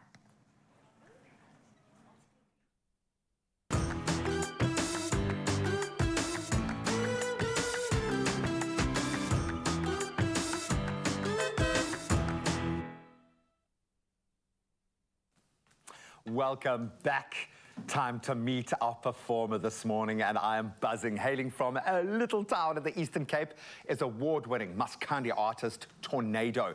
Now, I think most in the field will know him from a group called Amawele Kamamachwe, and I think few know that he has now launched into a liberated solo career, and he is making waves. Taking us through his musical journey is Tornado. Let's give him a feel-good welcome.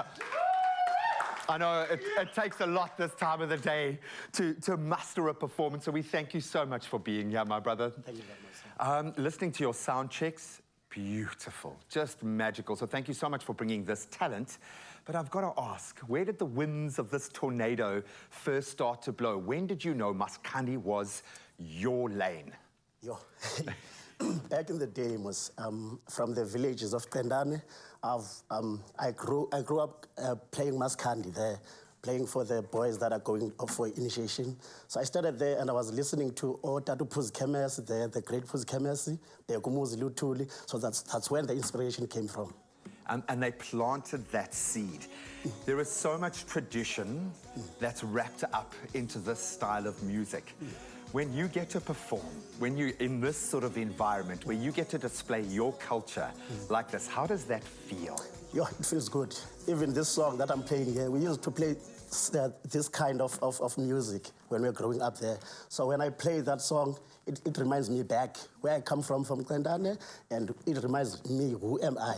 I love that, and it's going to help a lot of other people find their anchor as well. Just very quickly, you're going to be performing Eswatini for us. What's the song about? Oh, the song is about when you leave home, you go to the cities to look for employment. Then when you leave your partner there, then when you go to look for employment, you say, no, please wait for me, I'll come back. Oh, so and you will come back. I love that. That's the South African story, my friend. Yes. Ladies and gentlemen, it is Tornado with Eswatini.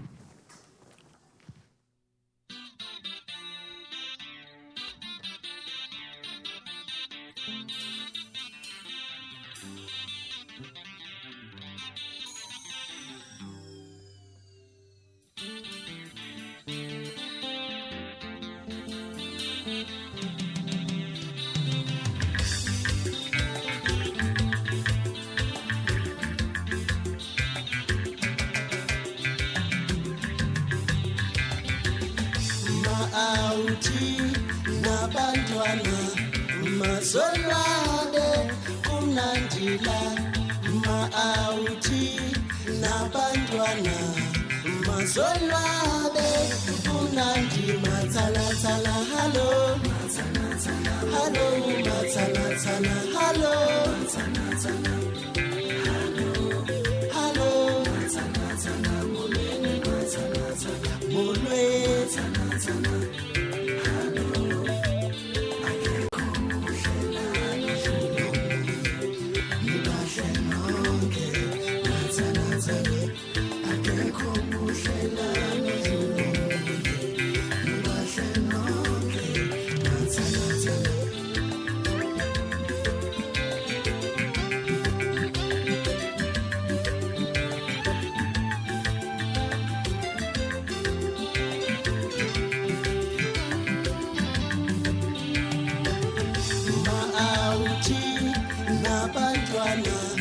mazolwabe kumnandila ma-auti nabantwana mazolwabe kumnandi matsalatsala halo halo matsalatsala halo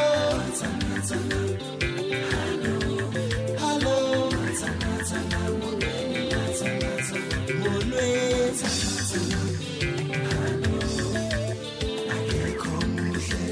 seniziphathe kahle thina siyanithanda seniziphathe kahle thina siyanithanda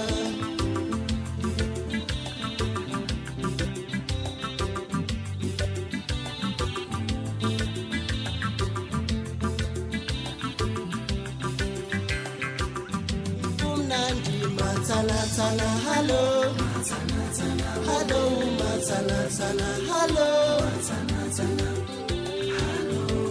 halo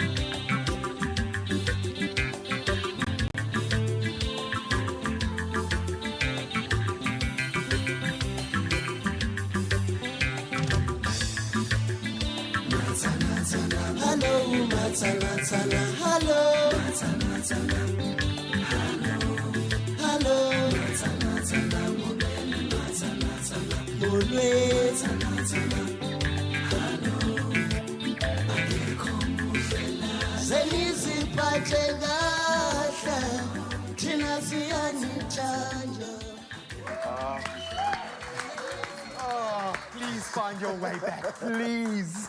Let love find a way. It's Latini, courtesy of Tornado. He ain't going nowhere. Download it now. Let that be the soundtrack for your day. You have a gift, my friend. Thank you so much for sharing it with us today. Thank you. Tornado ain't going nowhere. Stick around. Sure.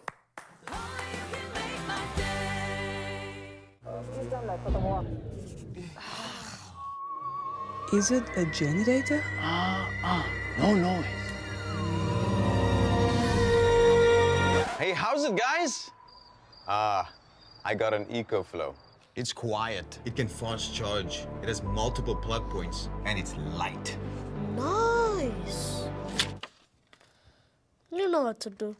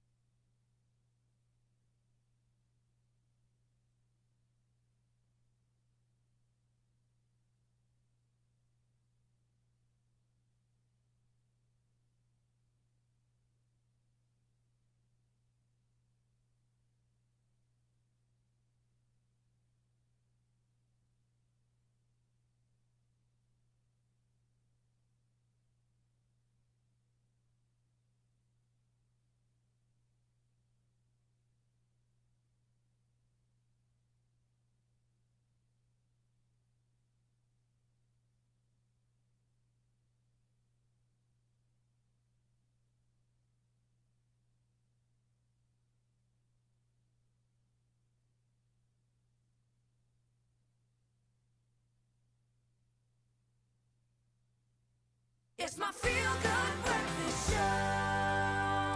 Welcome back. It is your Feel Good Breakfast Show Expresso on S3. It is 8 o'clock. Time for us to catch up one last time with those morning headlines. Thank you very much, Zoe. Indeed, let's run you through for the last time. Starting off with your national news, the Asset Forfeiture Unit has seized assets belonging to KwaZulu-Natal businessman Toshan Pandey and his ex-wife and the former Provincial Commissioner of Police, Lieutenant General Mamonye Ngobeni. The investigating directorate was granted a provisional restraint order of 165 million rand against Pandey, Ngobeni and 7 others. The move is related to accommodation prices for police during the World Cup in 2010, which were allegedly artificially inflated. The value of the fraud amounted to some 47 million rand. The group is accused of fraud, corruption, forgery, extortion and money laundering. And then Cape Town Mayor Jordan Hill-Lewis has launched a project of 1.2 billion rand to alleviate the effects of load shedding. He said at the joint launch of the C40 Cities project that the city's solar power plant at Somerset West would generate 60 megawatts, which could eliminate one phase of load shedding. The partnership between Cape Town, Germany, Britain and France is twofold. It deals with green infrastructure to improve the management of water supply and catchment areas and to promote solar agriculture to reduce emissions. The C40 Cities project involves mayors of 40 world cities. And making international news headlines this morning, the world's largest ruby will go under the hammer at the Sotheby's auction in New York in June. The ruby of 55.22 carat comes from Mozambique and is known as the Estrela de Fura, or the Star of Fura. The gem was found in the Montepuez region in northern Mozambique in July last year. Sotheby's said at a preview in Hong Kong that the expectation was that the ruby would fetch more than $30 million at the safe, making it the most expensive ruby yet sold at auction. And French President Emmanuel Macron has finally signed into law his government's highly unpopular pension reforms, which raise the state pension age from 62 to 64. Now, this happened hours after France's top constitutional body cleared the change. The Constitutional Council rejected opposition calls for a referendum, but it also struck out some aspects of the reform, citing legal flaws. Macron argues the reforms are essential to prevent the pension system collapsing.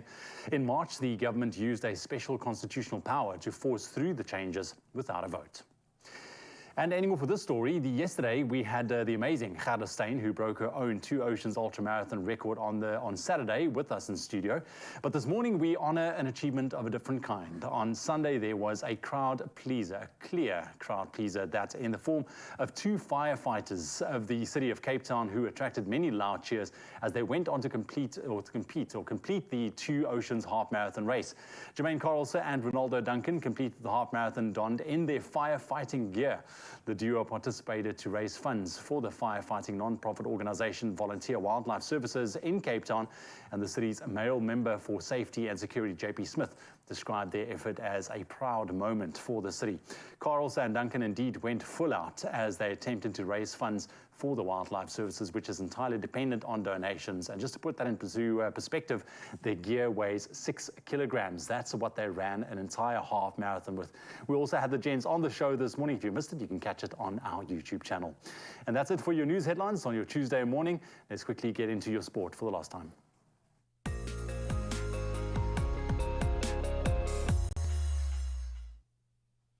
Thank you so much, Ewan. Let's start a traffic report now, hopefully get you to work safely as the roads have now woken up. And let's start up in Sandton in Johannesburg. There's been a multi-vehicle accident on the N1 southbound before Rivonia Road. Heavy traffic. Left lane is now closed, very slow moving at this stage, so please allow for more time on the road or use an alternative route if you can. And then down in Durban, there is a vehicle on fire on the M41 route. That's by Mount Edgecombe.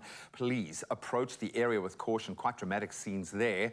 Hopefully no one was hurt, but please be careful if you do need to pass by. That's what's happening on the roads. Let's get into the weather.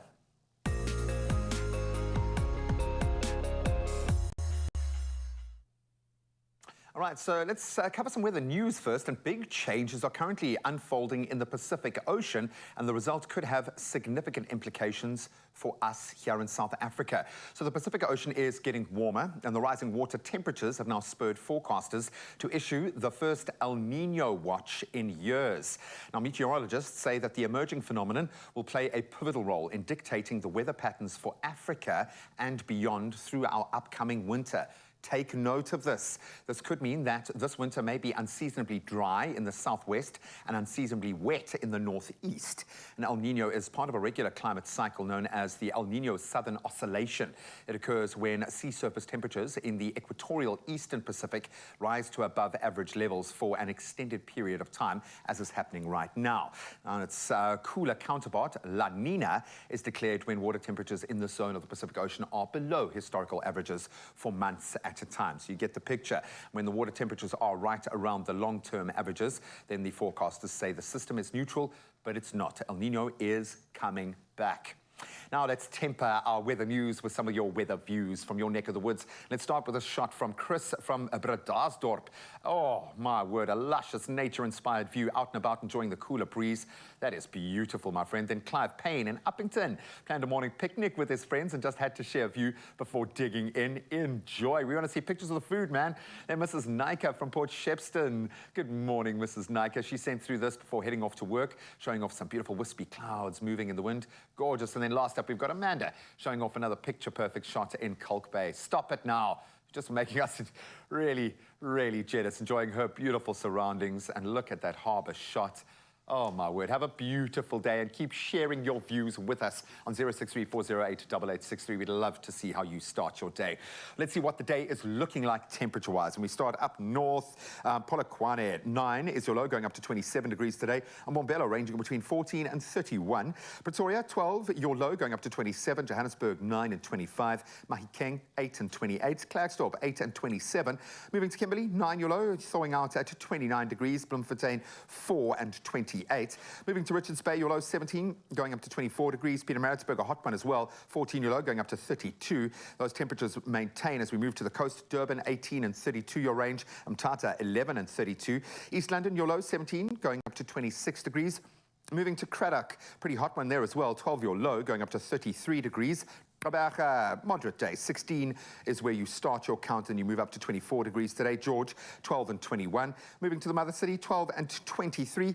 As we head inland again, 13 your low in Worcester, going up to 32 degrees today. Sutherland starting to feel a shift in seasons. 13 your low, going up to 27 degrees. And then rounding off in Uppington as we do. Pretty hot, but not as hot as we can get there. 18 your low, going up to 33 degrees. Just still be careful in those peak hours and generally stay out of the sun. But as always, regardless of the weather, make sure it's a beautiful and yes, delicious and yes, healthy day. Thank you so much, Graham. And now that we have our news bulletins out of the way for this Tuesday morning, let's enjoy the island life with Tropica Zero.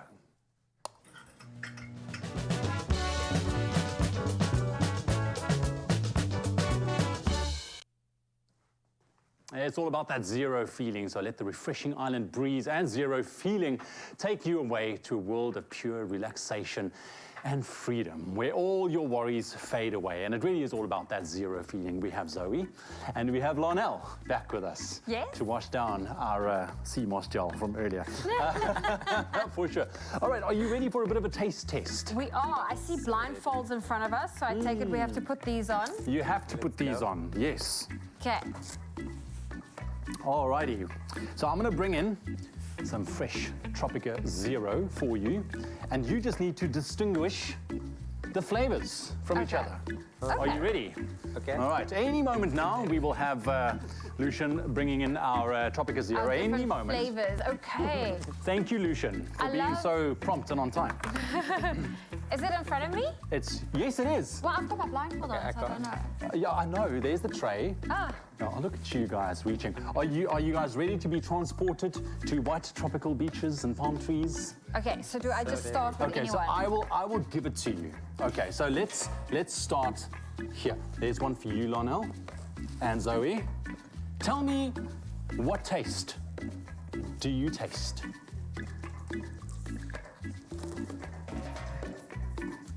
Oh, I'm confused now.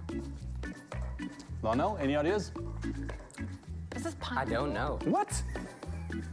Is this pineapple? Your senses are supposed to be heightened. Mango. Lonel? It doesn't taste like any fruit. Does it taste like a...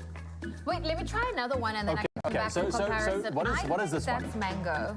Okay, well, I can confirm that you are right. Halfway right. Mango and peach. Oh. Okay. Lonel, any ideas, blend Mabu? that confused us. Oh, he's going for another one. Okay. Okay, it's yellow. It's yellow. Yeah. Is it pineapple? Yes, my friend. You got it. Okay, Zoe, there we go. There's yours. There we go. Let's do one more. Let's do one more quickly. I'll give you this one right now. There we go. Reach out. Perfect. Oh, this one's yummy. This is pineapple. Ah, you got it right. Fantastic. So now, come on. Let's see if we can get this one. This is definitely like a orange or a nacho or something. You're on fire. Orange, there we go. That's actually my favorite. Yeah. Well done, guys. Come on, did you immerse yourself into tropical blue waters? Well, I think, can I take my blindfold off? Yeah, sure. I love the pineapple. That one came through super strong. I think because this one's a blend, I was a bit confused. The mango and the... Well, you got one of the ingredients right, Yes. which well done.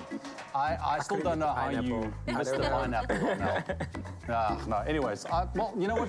Take it, sip it, chill out. You know, let's go to the beaches out there. But remember, now you at home can experience a taste of paradise too with the new Tropica Zero available in stores right now. So be on the lookout for the black cap and the label that you'll be able to then be transported into paradise in no time. But that's not all. One lucky Tropica lover stands a chance to win 500 Rand. Simply head on over to Tropica's social pages. The handle is @mytropica. Find their latest competition post and tell them how Tropica Zero helps you hashtag that zero feeling. Don't forget to include hashtag Tropica Zero in your comment for the entry to be valid. Now the competition closes midnight on Sunday, the 23rd of April. T's and C's can be found on Tropica's pages. I'll go with my favorites. I also like this one. You'll stick with it. It's nice, eh? I like Orange is this not one. bad.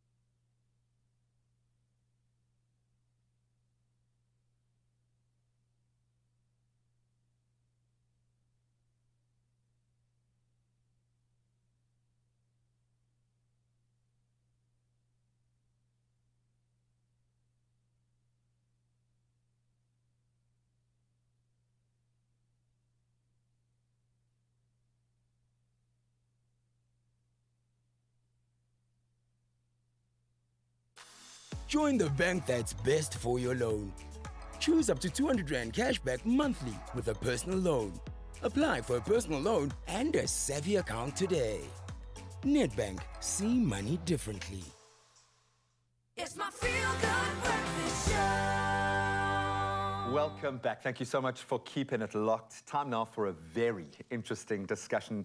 No matter what lens you look at it through, the pandemic has transformed the way we work. That's the baseline, with many employees used to the convenience of now working from home, or the lack of convenience with kids and pets and everything else.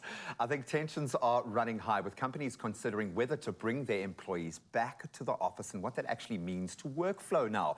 And we're going to take a deep dive into the pros and cons of working from home and explore why some employees are hesitant to return to the office. And joining us to chat and chew on the Gristle is motivational speaker, Dr. Steve Harris, as well as Ilza Marie Extien, Senior Facilitator and Marketing Manager at Growth Factor Consultants. They join us to offer their perspectives. Thank you so much for joining us. As I was joking earlier, I know it's early for critical thinking. It's not like every sector and industry is looking at us right now to provide answers, but it kind of feels like that. It's a new frontier. Definitely. Well, Ilse Marie, I'm going to start off with you. What are some of the benefits for those who work from home and, you know, a bit hesitant to go back to the office? Yes, it's a firstly, thank you so much for having both of us today. Pleasure. And it's a very fascinating conversation because it also depends on which sector, industry that you're in. I mean, you can't do your job effectively from home because you need, we did try. It's just not quite the same. And so it really depends on which industry, where you're at. And some of the benefits for the employer, of course, is the flexibility, the ability to be at home, to not commute and take on all of the, you know, the traffic the and logistical slowdowns. The logistical slowdown. We saw the fire on, you know, one of the highways this morning. And so those are some of the benefits. And then, of course, for business, it's also the increased productivity without impacting performance. And so that's a really great cost savings. There's quite a few benefits. And it's led to like a systems overhaul, working with companies that are designing work systems now. That notion has changed. And yes, if we get it right, you can maximize productivity and you can leverage every one of those positive elements. I've realized, as you quite rightly pointed out, our job plays out in the 1.5. As much as I'd want it to be the millions of people that are watching, it's not. It's this instant connection that we get with our viewers. That being said, there is a time and a place for both. So how does a company now approach this next era, Doc? When looking at the need for collaboration, for team, for social elements, which can often be the X factor in a great idea or a team really firing, with the notion of absolute flexibility and giving the employees what they want, because that matters more now than ever before. It's almost like I get the sense that people are asking, why should I work for you, as opposed to the other way around? So how do companies get this balance right? My first answer is, why do I get the difficult question? I gave you like 3 minutes to warm up, man. Come on. So she gets the easy one, and you make me... That's fine. What did you say again? Unbelievable, huh? I love it. It's my life, you know. I can end up in whatever. So the basic question is, how do organizations adapt to this new... Is that what you're asking? Exactly, yeah. Most of my work is rooted in culture. Yeah. In other words, how do they reinvent their culture based on their strategy? So if you don't have the decent strategy around well-being, around hybrid work, around all these issues, staff retention, essentially, all of that, and transparently so, because if anyone starts feeling that you just duping them with your strategy, which most people say, we don't know where this company's going. We don't know where this... Yeah. And that's where the rot starts. So my opinion is it starts at strategic level and people support what they help to create. Yeah. The more you can get people to buy in, whilst business is not a democracy, but you've got to play those cards, they're going to want... And the fear is going to dominate eventually too. You guys are duplicit, you know, you kind of not giving me what I want. So yes, it's nice to avoid the traffic, and it's nice to say, well, you can come in when you like, even though your labor contract says you've got to be here. I think it's based on that flexibility of reinventing strategy and then really, really settling the culture. I know it's a bit of a generic answer, but yeah, no, but for sure. But we have to distill it into a notion, and I think the why matters so much more to people. I've seen in our space. Post-COVID, everyone's got a why, and they're trying to align their life path to that why, which is something and that's got to be a good thing. Surely, if companies can get the uptake, I know we were talking about the benefits earlier about working from home, but I think we never got to experience that in that regard. Surely there are quite a few pain points for families working from home, you know, add the kids, add the pets. Just leave it there. And the ability to never be able to switch off. Ilse Marie, can you shed some light with, you know, what are some of those challenges that people have found themselves in when they are working from home? Definitely. There's definitely a mental and emotional impact when you work from home for long, extended periods of time. And that is the challenge. So it is around, you know, it's isolation, miscommunication can come in terms of work, what is expected. When a business does not have clear strategy, clear vision, where everyone can feel included and do meaningful and significant work, the reality is that employees do become disengaged and disconnected from the business, from the culture, from the vision, the passion, and the things we want to achieve. And then we haven't spoken about, you know, the pets, the laundry, like everything else that is just distraction, life that happens. You know, at home. So I don't, in my opinion, I don't think that there is it's not either work from home or back in the office. It needs to be a hybrid. It's a little bit of both, where organizations provide flexibility, but we also organizational culture is not built with everyone at home. Yeah. It is built when we're together. We're wired for connection. We are wired for community. And so it's important to bring both of those together so that we can then actively and intentionally build that culture and community within organizations. Intention, and I'm so glad you said that. I think both of you are hinting towards having a true north. I think organizations out there can no longer have a distance between the culture and the practice. Those two have to be authentic and they have to overlap because it really does matter. And it certainly matters to young people who are plotting their course. So if you're a company looking to find a way to find that hybrid balance, that's what we're going to hone in on in our next discussion. If you're going through this process, let us know. 063-408-8863. How are you as a business manager managing this transition? Very, very interesting topic indeed. Right now, though, we are jumping back into the kitchen, and beetroot is finally getting the appreciation that they deserve. Now, this underrated superfood, it really is a powerhouse of nutrition packed with tons of essential micronutrients. And this morning, this sweet potato and roasted beet warm salad with feta and walnuts. I mean, come on. My mouth is just watering saying that is the perfect recipe to give beetroots its flowers. And we have Teresa back. Yay. I haven't seen you in forever. I know, we're just catching up now. Man, I mean, we go years back. Years back. It's good to see you. So nice to be in the kitchen with you. Yeah. I'm looking forward to this recipe because it really is all about healthy kind of eating. We have our wheatgrass crepes. That's right. You explained to me the difference. I still don't get it. Crepes and pancakes and flapjacks. It's, you know, all part of the same family, but it's healthy stuff. Yes. Wheatgrass, no also. I know. How was the sea moss gel for you? You know what? It didn't taste as strong as it smelled. The aroma put me off a little bit, but it wasn't so bad, actually. It's just that gelish... What did you think? Snottiness. I don't know. Not for you.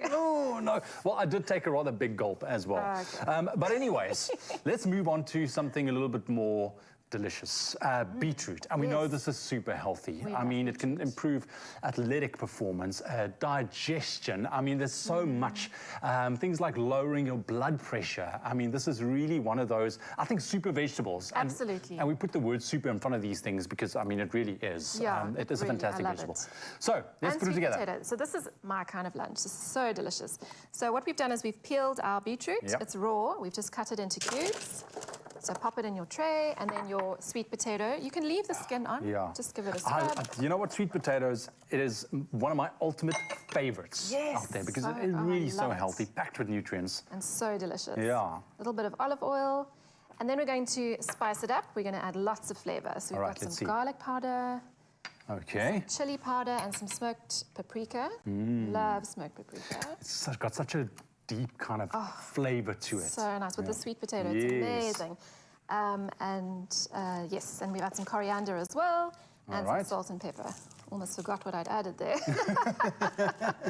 And then you're just going to toss that together and coat all of those veggies in the spice mix. Don't leave anyone out. I mean, this could essentially be a dinner, right? Dinner or lunch. A dinner or a lunch. A side dish, a salad like we're doing today. This is also nice if you maybe prep it the night before for taking to work. You could, absolutely. Such nice meal prep idea. And it's quick. I mean, look at that, So easy. So there we go. We've tossed that all together. All right. And then you're going to pop that in the oven for about half an hour, just until it's tender and cooked through. And it's easy as that. And then we get this over here. And this is the final result. Yes. Now we need to dress it. Delicious. Yes. Okay. So I mean, I think the kind of combination between the beetroot and the sweet potato, this is it just works. So great. Okay. Can you chop some parsley for me? I can. How much do you need? Let's do all of it. Okay, because I just grabbed all of it. Freshness, yeah. Finely chopped? Yes, please. And then I'm going to toast some walnuts over here. So we're going to actually pop these on the salad. And when you toast them, it just brings out that flavor. And you definitely must toast your nuts before you add them to salad. That's it, yeah, just So to bring out looks that nuttiness. Totally. And we've got some Releasing the nuttiness from oils. the barley as well. So it's going Yeah. to contrast so nicely with our veggies. Okay, well, I think that's as far That as I'm looks going to get it. great, yeah. Okay, so we have Alright. barley Yes. and some feta. Some feta. Do you want to split the barley between the two bowls? can do and then that. We're just going to toss that all together. Okay, so just loosen that up for a almost second. there. Oh, and here we have lots of So fiber in here delicious. as well, which Yes, is fantastic. Absolutely. So this is cooked barley. Yes. Obviously. You don't want to eat it raw. No. You can have a bit of Cook a it stomach before ache. you add it. Yeah. All right. And then shall we toss these together? I can do this one. Okay, And you then, take that. I will that one. get on this side. Give it a good mix. So we just kind of like, Toss it all together. right. The sweet potato looks amazing. It does look lovely. All right, Delicious. so once that's Okay. done, And then we're going to take our feta and we're going to crumble that on top. a whole wheel. Why not? Okay, well, I'll take, Or half. let's see what happens. Oh, look at that. Looks so good. This is like the color of this dish. It's like wintry. Hey? It is. It's a really Yes. substantial salad. This is really going to fill you up. All I'm right, you liking can the pass sound me of the cloth office there, lunch. if you don't mind. There we go. Thank you very much. Messy Yeah. fingers. I'm going to throw a few walnuts on there. This is going to add lovely crunch, Ah, you see now. texture and flavor. And then we're going to finish it off with our parsley. That's such a beautiful salad bowl. How And easy we always do is that? a little bit for decoration, just because I can. Look at that. Like Just a like food that. stylist. You gotta be, That's you how know. you do it, yeah. we want to show people. We want to show here. Salt and pepper if need be. If you need to. And that's it. And there's going to be loads of flavor, Oh, loads man. of texture. It's going to be delicious. And you know, we always talk about, feeling fuller for longer. Yes, This that'll is do it. it. This will do it. There's enough fiber in there. Your body's going to work beautifully hard to digest this. So I think this, and it's healthy. Absolutely. I think I'm going to make this for lunch today. That's not a bad So idea. good. I might just take this for lunch today. Yeah, even better. Teresa, lovely to see you. Thank you very much for joining us. great Yeah, to see you're you. such a light in the kitchen. Now, remember to get your hands on this recipe, and the ingredients list is very easy. Everything will be there for you on our website, expressoshow.com.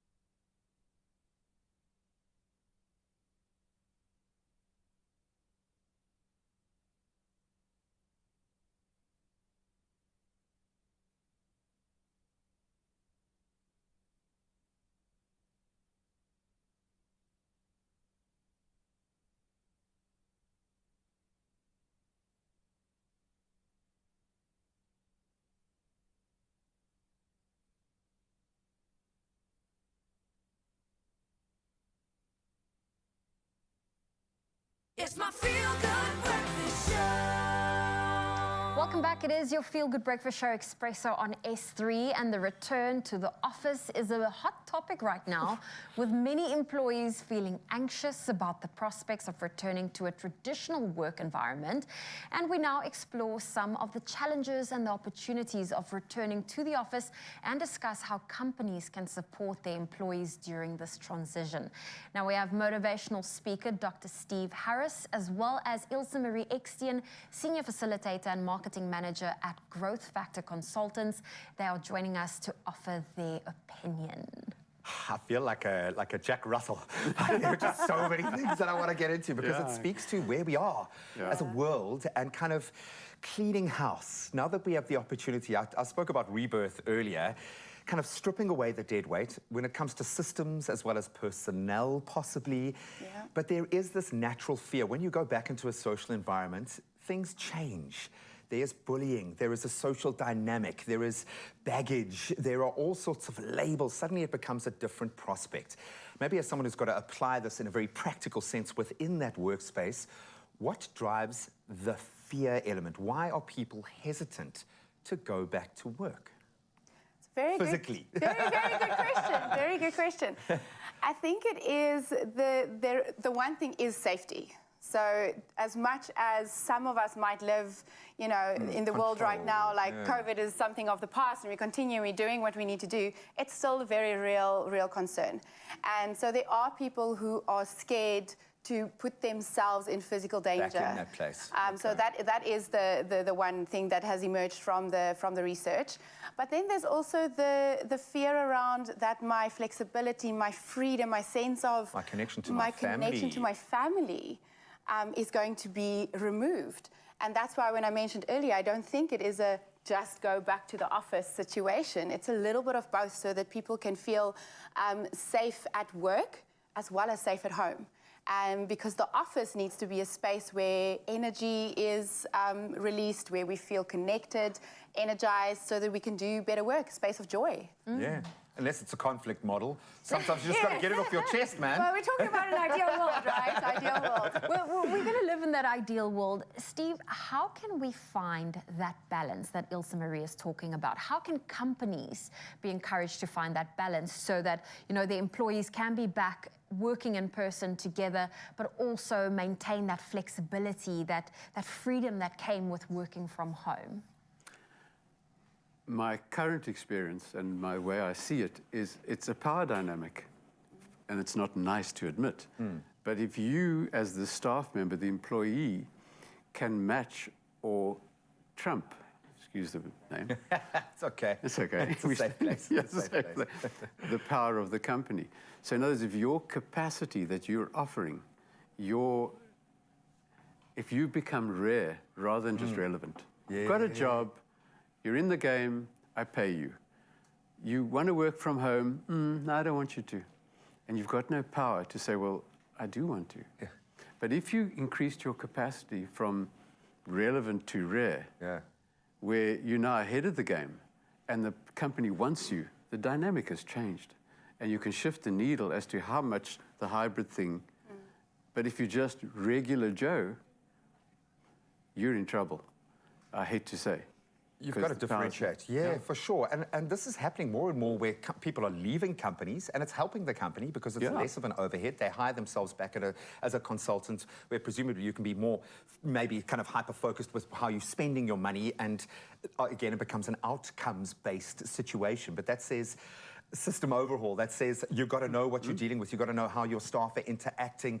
So as a company, it's an interesting thought process. Do we start with re-examining ourselves, our ethos, or do we look at what our employees require in that space? Well, let's put it to some of the employees right now and get some of your voice notes as to how you feel about this and some of your social comments. Let's start with, I can't see that, Shamkile. Shamkile, let's see. Shamkile says working home is good when you have private place, but if you don't have, it's better to work at work. That makes sense. Marie Karina says, COVID is still around. If you don't work with public, then stay at home should be allowed, but some employees don't agree. So there is that power dynamic that you were talking about, Steve. And, you know, it is quite a struggle, I think, for a lot of people facing the anxiety that's now coming into play with now all of a sudden going back into the office. How can we, you know, how important is it for an employee's well-being to be of the right mindset to impact that workspace and that work environment and energy that they're now going to re-enter? Yeah, go for it. Both of you. Yeah, I mean, you can both wait. Yeah, Well, I'll start. You see?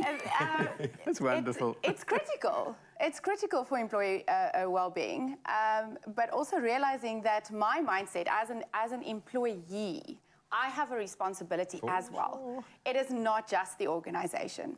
So I do agree with Shamkile, you know, like when I have a private space at home to work and I have the resources, so we're talking stage 5 and 6 load shedding. Do I have a UPS? Do I have an inverter? Do I have all the resources that I need to actually do my job? So that is consider that, you know, consider the job. Where does the job derive value from, the work that I am doing? If I am a cashier, you know, at a local retailer, I cannot do my work from home. So that is the one thing. And then I have a responsibility as an employee to educate myself, to learn new skills. We went into COVID, you know, leaders, managers, employees, we weren't taught you know, skills that can help us in a hybrid world. We kind of like went into this, you know, thing, and it all just kind of like happened. So there's a lot that employees can do to just keep their wellness in mind. Yeah, and we can joke about wellness, you know, as this nice to have. I'd love to know within the sporting world how much mental wellness has cost people over this time, within the business framework. And I myself went through one of the greatest mental challenges, being separated from my family, and walked a dream for 6 months. I cannot imagine, when I look back at now that we've come out of that, I think people need to take on board that, yes, there was trauma involved with COVID on every level of life, and we get that. And as much as this feels like probably the greatest challenge your organization has gone through, it's an opportunity for authenticity. And if you want people to stay at your company, that's all you need to lean on. Everything else will work itself out. Authenticity. I promise you, out of the 10,000 people that I get to interview, that's it. So be true to yourself and speak to your employer about what you need. Now let's lighten the mood just a little bit with some amazing music. And lighten the mood, we shall. We're back again, still chatting to the award-winning Muskandi artist, Tornado. My man, it's good to have you, my friend. Thank you very much. Everyone is still going on about that first performance of yours. That song is going to be like that earworm stuck in our heads for the rest of the day. That is a great to hear, but... No, listen, from the get-go, we got to know you a little bit. You're an award-winning musician, but you're also a qualified social worker. Yes. What does it mean for you, and why do you feel that it's so important to use this platform that you've been given to plow back and do some good within the community? Oh yeah, it always feels good to make change, especially with the disadvantaged environment, because we're working in Khayelitsha. That's one of the communities with disadvantages. So I make change there in the families and in the children as well. So what I do through my music, I pass message to the country, and also I make change to the people around me. And how has it been received when you go out and you connect with these communities? Yo, it's always good. It's always good because I get a good response from them. And I also, on a daily basis, I receive messages that your Tornado, your music is healing, your music is good and all that. Yeah, and it must be nice to get that kind of response from people. It's not just where you stand in front of a crowd of people and, you know, you do your music. This is true. This speaks to your heart. That is good, man. Yeah, I know, it's lovely. Listen, you're going to have another performance for us. So what are we looking forward to? This song that I'm going to perform now is from my new album. That calls Isabokwe Seqingo. The song, it says, Wavuma Zaduma. Wavuma Zaduma. Yes. Lovely. I love it. I can't wait to hear it. Take it away, my friend. Here we go. Tornado live on your Feel Good Breakfast Show.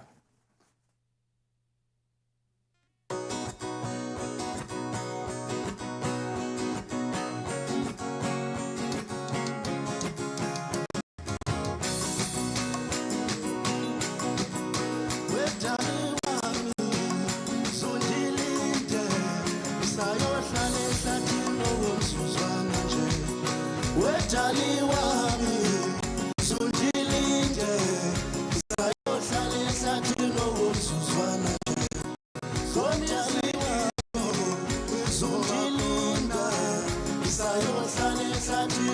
ngomsuzwana nje ngudali wami zundilinde sayohlale sathina ngomsuzwana nje zona izilingo zizoba khona sayohlale sathina ngomsuzwana nje ngudali wami zundilinde sayohlale sathina ngomsuzwana nje.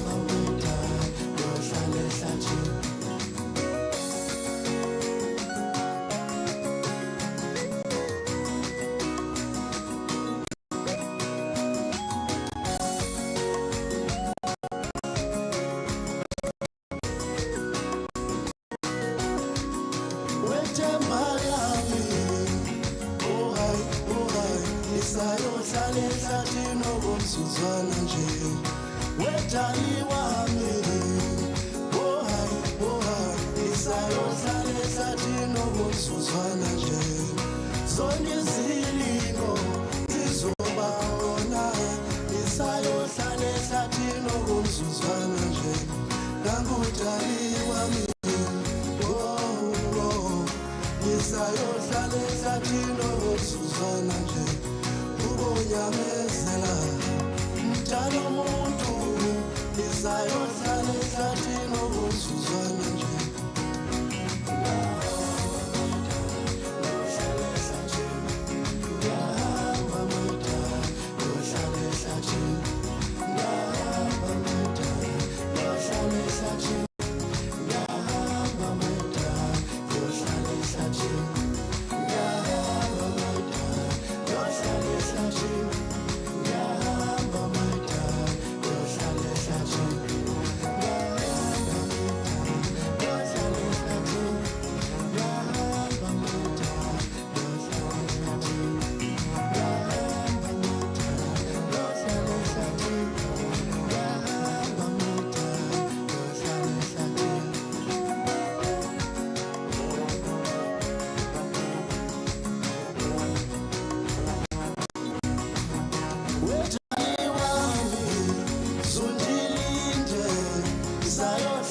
sathina ngomsuzwana nje wetali wami zundilinde sayohlale sathina ngomsuzwana nje zotazilingo zoba khona sayohlale sathina ngomsuzwana nje zotazilingo zizoba khona sayohlale sathina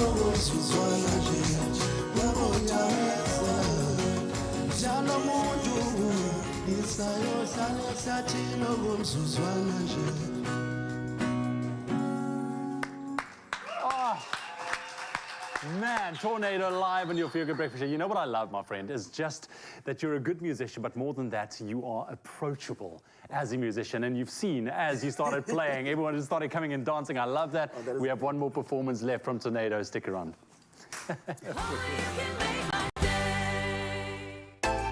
It's The Crush. Unlock your 100% TV show. Catch all the excitement as we unlock Crush fans' full potential to live their dreams. Watch the show on SABC2 starting on the 1st of February every Wednesday at 7:30 p.m.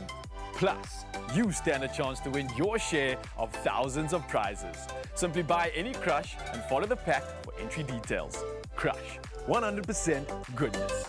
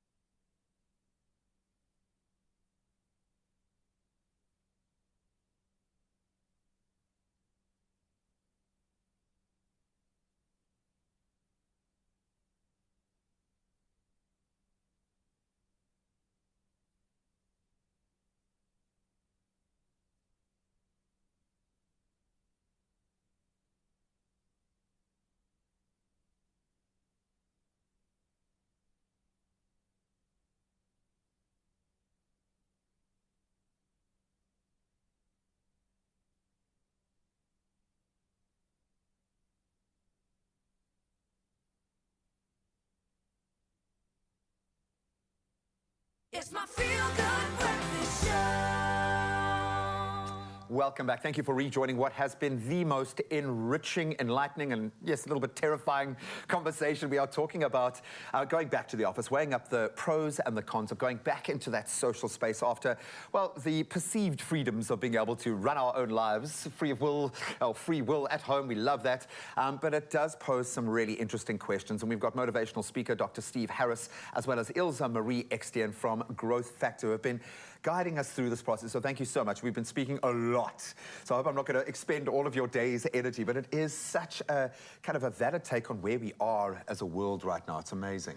I just want to know, in closing, for an employee sitting at home now, finishing off or starting their workday from home, and they know going back to the office is looming, Ilza Marie, do you have any advice for that person sitting there and dreading going back into the office? And I suppose the same counts for a mom finishing off maternity leave and now rejoining her workspace. What advice do you have for those individuals?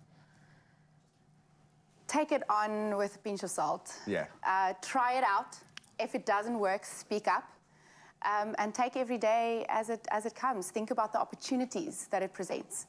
When you can be back at the office, see your manager, leader, your mates, you know, the girls, the guys, see everyone around the coffee pot. I was going to say the barista, because a lot of companies have introduced the barista as part of that come back to work strategy. Yeah, come back to our communal workspace. I want to open our floor and go behind the scenes. We're going to do a little inception here and talk to Bianca. You guys, being our social media team, have had a bit more flexibility than a lot of us needing to be practically on board. How did you manage that transition back? And you've had to find a balance within your team. What's that been like? Discipline. You have to have discipline with yourself at home. I think you have distractions in the office and you have distractions at home. Yeah. And you need to really find out what works for you and I put on the music and I just zone out and focus. And I do find that I can do that at home really well, but you have to find what works for you. How often a day do you go surfing? Sean? I usually check the surf report with him. I stay like 1 kilometer from the beach so I can sneak out for a quick lunch hour surf. Exactly. It's called work-life balance, man. That's what we're about. Thank you, Bian. You guys do work incredibly hard, so thank you so much for the efforts, because your job doesn't end when the show ends, so we absolutely love and appreciate that. Steve, maybe I can put this to you. We forget that managers, CEOs, are people too, and they've had to deal with massive stresses. If you thought losing what you lost was a lot, imagine losing a company or the potential of losing a company and surviving that. Yes, there's stress, there's trauma. You just want your people to be okay. How do we approach this on a personal level for those managers, those leaders within the workspace? How do we manage the transition back? I've got a go-to product theory, which is mental toughness, which is basically 7 components, which you've got this checklist where you can say, hang on, company's in trouble, I'm in trouble, I'm starting to get a substance abuse problem, and what do I need to tick off? And you were speaking about the why, obviously passion, composure, competence, commitment, and within that you've got your checklist to get back on track and stay. So you lose the company. It's not the end of the world. You mustn't lose yourself though. So we've talked about how can I be better, but also within mental toughness is how can I be kinder? How can I work better as a team member with your folk and with, because we've all got our struggles. We've all got enormous struggles, and we like to say it's someone else, but those struggles with health, those struggles with mental health, again, because this whole COVID thing has accelerated mental health problems, and substance abuse is, you get yourself managing that, I think you can manage anything. But you must manage yourself first. Yeah, man, this has been the University of Life. And we're all getting masters, professors, doctorates. I love it. Let's quickly take a look at some of your comments. Well, Daphne says, such an interesting discussion. And Daphne, I agree with you. Nandi says, good morning. I have been working from home for 3 years now, and it's nice because I'm home when my 7-year-old comes home from school. It's super boring during the day. No colleagues to laugh with, no lunch hour, and working very late at times doesn't count as overtime, which I think a lot of people struggle with. I have a friend who's working from home and her boss will sometimes message her at 6:30 in the morning and she's like, we need to establish working hours. There's a time and a place, like, yeah. Don't message me before 8 o'clock type of thing. But that's always a struggle. Yeah. Communication. And are we going to have all of your details up? So hopefully those sectors, those industries, those companies, those individuals can lean on you. If we've derived this much from just a few minutes with you guys, thank you so much. The bill will be in the mail somewhere, I have no doubt. But it does really leave us with a baseline. And I think we've touched on some of those key elements here. The authenticity is so vital. But the communication, speak to your employees, find out what those pressure points are. It might be a lot easier than you think to get everyone on board, but just do it and continue to invest in the most important resource, your human capital. All right, we are still chatting with award-winning Muskandi artist Tornado. And this man has just come to our studio this morning and blew us all away with his incredible talent, but also his personality. I mentioned it earlier, so approachable, and I think that translates in your music, and you see that reaction from the crowds as well. Now, I know that the year is still young, my friend. We're just halfway through April, but there's still a big chunk of 2023 left. What's next for you, my friend? Oh, yes. Thank you very much, sir. I'm working on my single track. I think I'm going to be releasing it end of this month. Yeah, there's a single that I'm working on, and it's going to be big. The name of the single is Iguba Labantu, meaning a lot of people are following me. Iguba Labantu. Yes, Iguba Labantu. I got it right. Yes. That's fantastic, man. Listen, the Muskandi kind of genre, how are we sitting? How big is it? I mean, you on the ground. Yes. I mean, you're coming through with a genre which is very well known, of course. But how do you find it? Yeah, it's too big because in the past years, Muskandi was referred to as the old music for the old people. But for now, Muskandi is modern. There are a lot of people, a lot of young people are following Muskandi. So it's too big here in South Africa, especially in KZN. Oh, man, there's also that type of genre that just crosses all kinds of boundaries, genders, races. You know, we could see all kinds of different people just enjoying this music, and the way that you're bringing it about is also fantastic. We're going to stick around with Tornado on your Feel Good Breakfast Show. After the break, we have one last performance.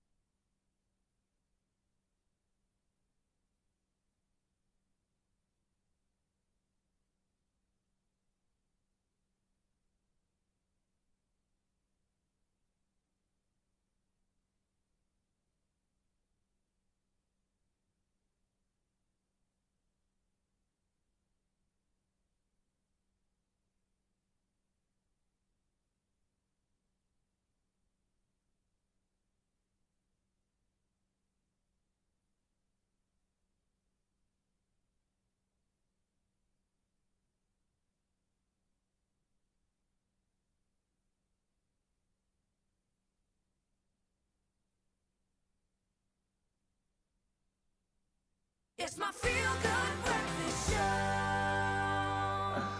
Welcome back. You are tuned into your Feel Good Breakfast Show Expresso right here on S3. It's been a fantastic Tuesday morning thus far, and it's been lovely to hang out with you. For one last time, we have Tornado, award-winning Muskandi artist, back with us. Listen, thank you again for just pulling in so early on a Tuesday morning. You really added so much value to this morning as well. One last performance. What are we looking forward to, sir? Oh, yes. This is one of the big songs that I've ever done. It's Ububane. I composed this song during the pandemic of COVID-19. So where we were locked indoors, we could not go out. So the song is about that. Ububane, yes. I love COVID-19. it. Ladies and gentlemen, for one last time on your Feel Good Breakfast Show, Tornado.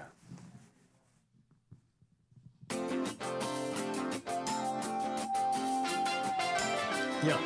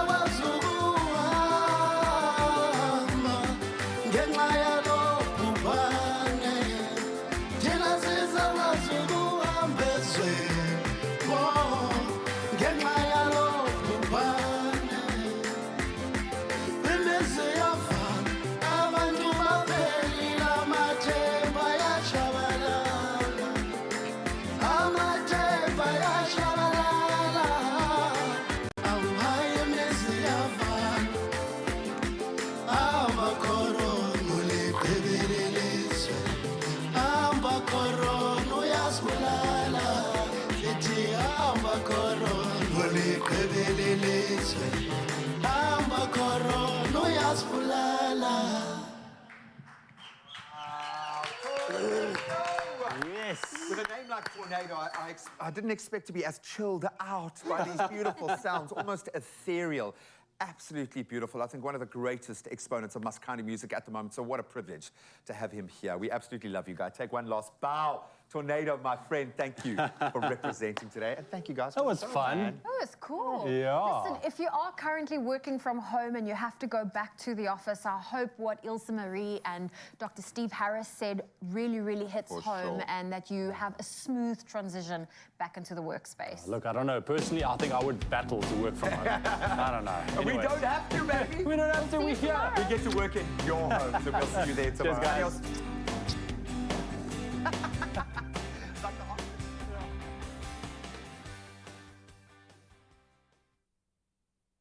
Better food choices never tasted so good, nor were they ever so easy as the range of healthy living options. Made with love by Clover. Another feel-good production.